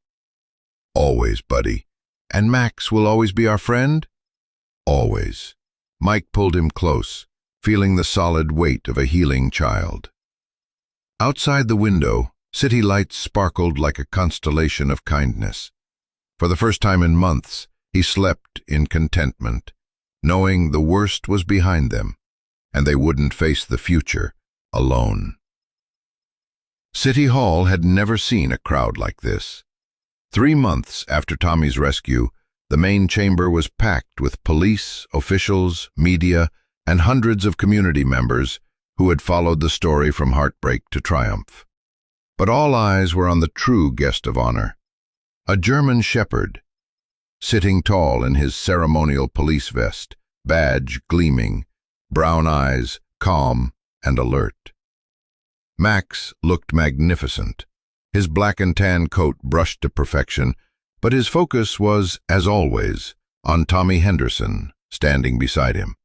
The boy, now 30 pounds healthier and glowing with renewed energy, rested his hand on Max's head. Mayor Patricia Williams stepped to the podium. "Today we honor an extraordinary public servant whose courage and loyalty saved 16 children from captivity." She gestured toward Max. Canine Officer Max, under Officer Carlos Rodriguez, found them after months of searching. A triumph of skill, persistence, and the bond between humans and animals. Police Chief Robert Martinez read the citation. "For service above and beyond the call of duty, employing exceptional tracking skills, and upholding the highest standards of canine work, Max is awarded the Medal of Valor." Applause thundered as Tommy took the medal from its box. "Max," he said into the microphone, "you're the hero, and I love you." He placed the medal around Max's neck. The dog sat steady, tail wagging once. Cameras flashed. Tears filled the eyes of strangers and friends alike. Mayor Williams closed the ceremony by announcing the Tommy Henderson Fund, supporting canine training and services for families of missing children. The reception became an impromptu reunion. The 16 rescued children played together, while parents exchanged hugs and updates. Maria, now 8, ran up to Tommy. "He looked so handsome with his medal," she laughed. Across the room, 5-year-old David Mitchell shyly handed Tommy a crayon drawing of Supermax, in a cape flying to save kids. The children's resilience was astonishing. They had emerged from trauma with deep empathy and enduring friendships. Parents had built their own network, meeting monthly to share resources, strategies, and support. "We're stronger together," said Jennifer Walsh, whose daughter Emma had been rescued alongside Tommy. "They saved each other in captivity. Now we save each other in recovery." Mike, now an informal spokesperson, spoke at gatherings about how traffickers preyed on desperate parents. "When you're drowning, anyone who throws you a rope looks like a savior. These people are experts at making that rope a trap." Max was beloved by every family, the living promise that no child was forgotten. Several parents had donated to canine programs in his honor. "He's not just Tommy's hero," said Robert Chen. "He's hope made real." As the reception ended, Maria whispered into Max's ear, "Thank you for saving all of us." Max answered with a gentle lick. 3 weeks later, Tommy's first day back at school dawned bright and crisp. The apartment was now lined with photos: the medal ceremony, Max visits, group shots of the rescued children. At breakfast, Tommy ate cereal with Max lying beside his chair. "I can't wait to tell everyone about Max," he said. "And he's visiting after lunch, right?" "Right after," Mike confirmed. The school had prepared for his return. A trauma-informed teacher, Mrs. Patterson, and regular Max visits to provide comfort. When Tommy walked into Sunshine Elementary, children greeted him with curiosity and excitement. "Are you the one saved by the police dog?" asked a girl named Sophie. "That's me," Tommy said with a shy grin. "Max is my best friend." Mike watched as his son slipped naturally into the group, his story a point of pride rather than pity. Mrs. Patterson smiled. "He's remarkably well adjusted. You've given him the support he needed." That afternoon, Max arrived with Officer Rodriguez. The German Shepherd entered the classroom like a dignitary, surrounded by curious classmates. "This is Max," Tommy told them proudly. "He has a super nose that can smell people from really far away. He found me and 15 other catch bad guys and keeps the community safe. But his most important job is being Tommy's friend." Children petted Max gently, asking questions about his training. Tommy beamed. This attention made him feel special in all the right ways. That night, Mike tucked Tommy into bed. "The kids think Max is amazing," Tommy said. "It felt normal at school, but also special. Like, I am regular Tommy, and also Tommy who has the best police dog friend in the world." As part of their nightly routine, Tommy prayed aloud. "Thank you for bringing Max to find me. Thank you for my daddy who never stopped looking. Please keep Max healthy and strong so he can keep being the best doggy hero ever." Mike listened in the dim light, the room surrounded by photographs and drawings from their journey. The nightmare months had brought them pain, but also unshakable bonds, a community's love, and proof that hope, like Max, never stops tracking what matters most. The sound of Tommy's laughter echoed through Riverside Park as he chased a soccer ball with the uninhibited joy of a healthy 5-year-old. His legs, once frail in a hospital bed, now carried him effortlessly across the grass. Mike sat on the same bench where he'd once signed papers that nearly broke their family. Now, a place marking the start of their redemption. "Daddy, watch this," Tommy called, kicking the ball wildly off course and laughing at himself. That morning, Dr. Patricia Hendricks had marveled at his latest results. "In 25 years of pediatrics, I've never seen such a complete recovery. Blood work perfect, growth on track, no trace of the original condition." Their transformation mirrored Tommy's healing. What began as despair had become a testament to love, community, and the bonds between those who refused to give up. Max's weekly visits were as essential as bedtime stories. Every Tuesday, Officer Rodriguez arrived with the German Shepherd, and Tommy lit up like the first day they'd met in that warehouse. Tommy's room told their story. Photos of Max's medal ceremony, his first day back at school, group pictures with the other rescued children, letters from kids across the country. Above his bed hung a drawing of 3 figures, Daddy, Tommy, and Max, under a rainbow, with the words, "My forever family." Mike, once a guilt-ridden father working 3 jobs, was now a confident advocate with the family support network, balancing meaningful work and time with Tommy. Their home, once filled with overdue bills, now rang with laughter. The kitchen table held homework and flowers from Mrs. Chen instead of eviction notices. "Can Max come to my birthday?" Tommy asked on the walk home. "Max would be sad if he missed it," Mike smiled. "Do you think he knows how old I'll be?" "I think Max knows everything important about love."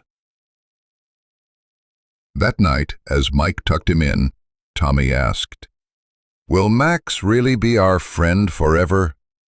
"Forever and always. Max keeps his promises, just like you kept yours," Tommy murmured, drifting to sleep. In the hallway, Mike glanced at the photos, proof of their journey from isolation to community, trauma to healing. Outside, the city lights twinkled, each one representing a connection that had carried them here. At the Regional Police Training Academy, 8-year-old Max now trained new canine recruits, his rescue of Tommy making him a celebrity in law enforcement. Tommy was a regular, fascinated as Max demonstrated scent tracking to a young shepherd named Luna. "He's showing her how to follow a trail mixed with other smells," Tommy explained to visiting officers. "That's how he found me." Officer Rodriguez often called him Max's translator. Departments requested demonstrations with Tommy present as he drew out Max's best.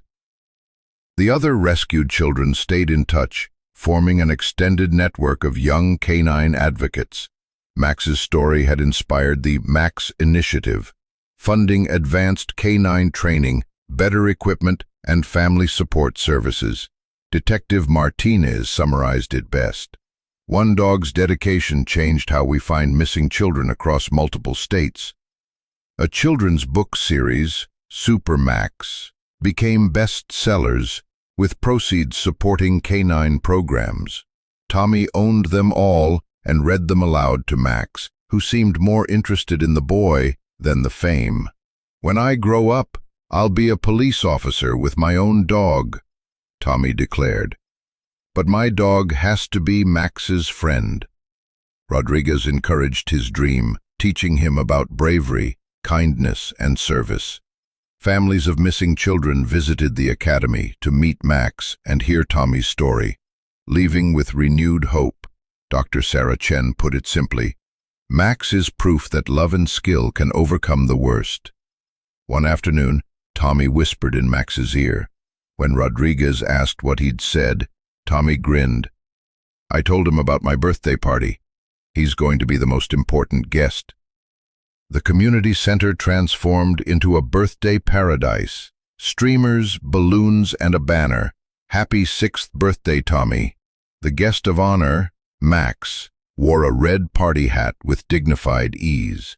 Guests included rescued children, medical staff, teachers, neighbors, and those touched by their story.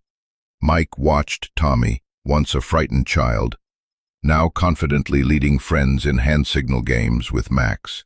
"Can you believe it's been 2 years?" Mrs. Chen asked. "Sometimes it feels like yesterday," Mike replied.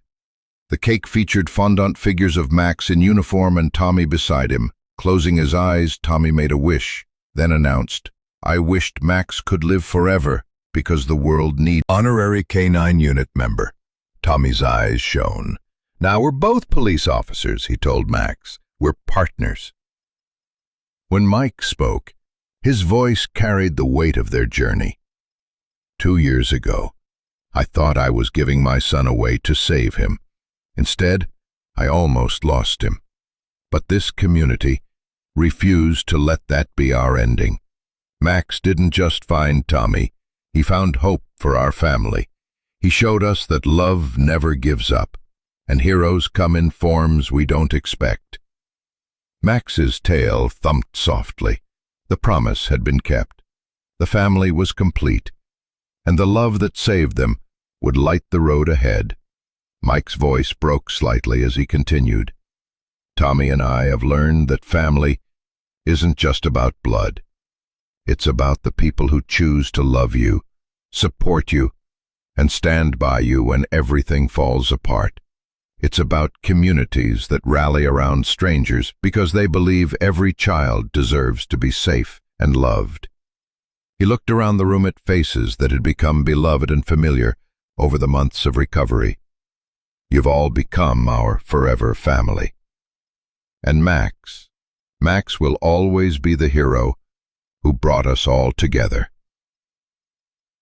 As the afternoon sun began to set, casting golden light through the community center windows, Tommy and Max posed for what would become one of Mike's favorite photographs. Tommy had his arms wrapped around Max's neck, both of them wearing party hats, both grinning in their respective ways at the camera. Later, as they walked home through the neighborhood that had embraced them so completely, Tommy skipped between Mike and Officer Rodriguez, while Max trotted alongside, his medal from the ceremony catching the last rays of sunlight. "Daddy," Tommy said as they reached the park, where their journey had taken such a dark turn 2 years earlier, "do you think Max knows how much we love him?" Mike looked down at his son, then at the magnificent dog who had kept an impossible promise and brought their family back together. "I think Max knows, buddy. I think he's always known." As they continued their walk home, 3 figures silhouetted against the setting sun, a man, a boy, and a dog, who had proven that love, hope, and unwavering dedication could overcome even the darkest circumstances. They were no longer just a father and son who had survived trauma. They were a forever family, bound together by the promise that no matter what challenges the future might bring, they would face them together. The promise had been kept, the love had endured, and the hero who had made it all possible would forever be part of their story, their family, their hearts. Walking into the sunset, they carried with them the knowledge that sometimes the most beautiful families are the ones that choose each other, and that the greatest heroes are those who never give up on the people they love. Tommy and Max's story reminds us of something profound, that the bond with their unwavering loyalty and protective hearts embody the very best of what our 4-legged family members can offer us. They don't just share our homes. They guard our hearts, comfort our sorrows, and celebrate our joys with a devotion that asks for nothing in return but love. Max didn't just save Tommy's life. He restored a family's faith in tomorrow. That's the magic these remarkable animals bring into our world every single day in ways both extraordinary and beautifully ordinary. If you've been moved by this story and find yourself wanting to strengthen that special connection with your own German Shepherd or dog, there's a wonderful resource I've discovered that's helped so many families understand their canine companions on a deeper level. It's not about training tricks. It's about truly communicating with the heart that beats inside that furry chest. Sometimes the most meaningful journeys begin with simply understanding the soul looking back at us through those loving eyes.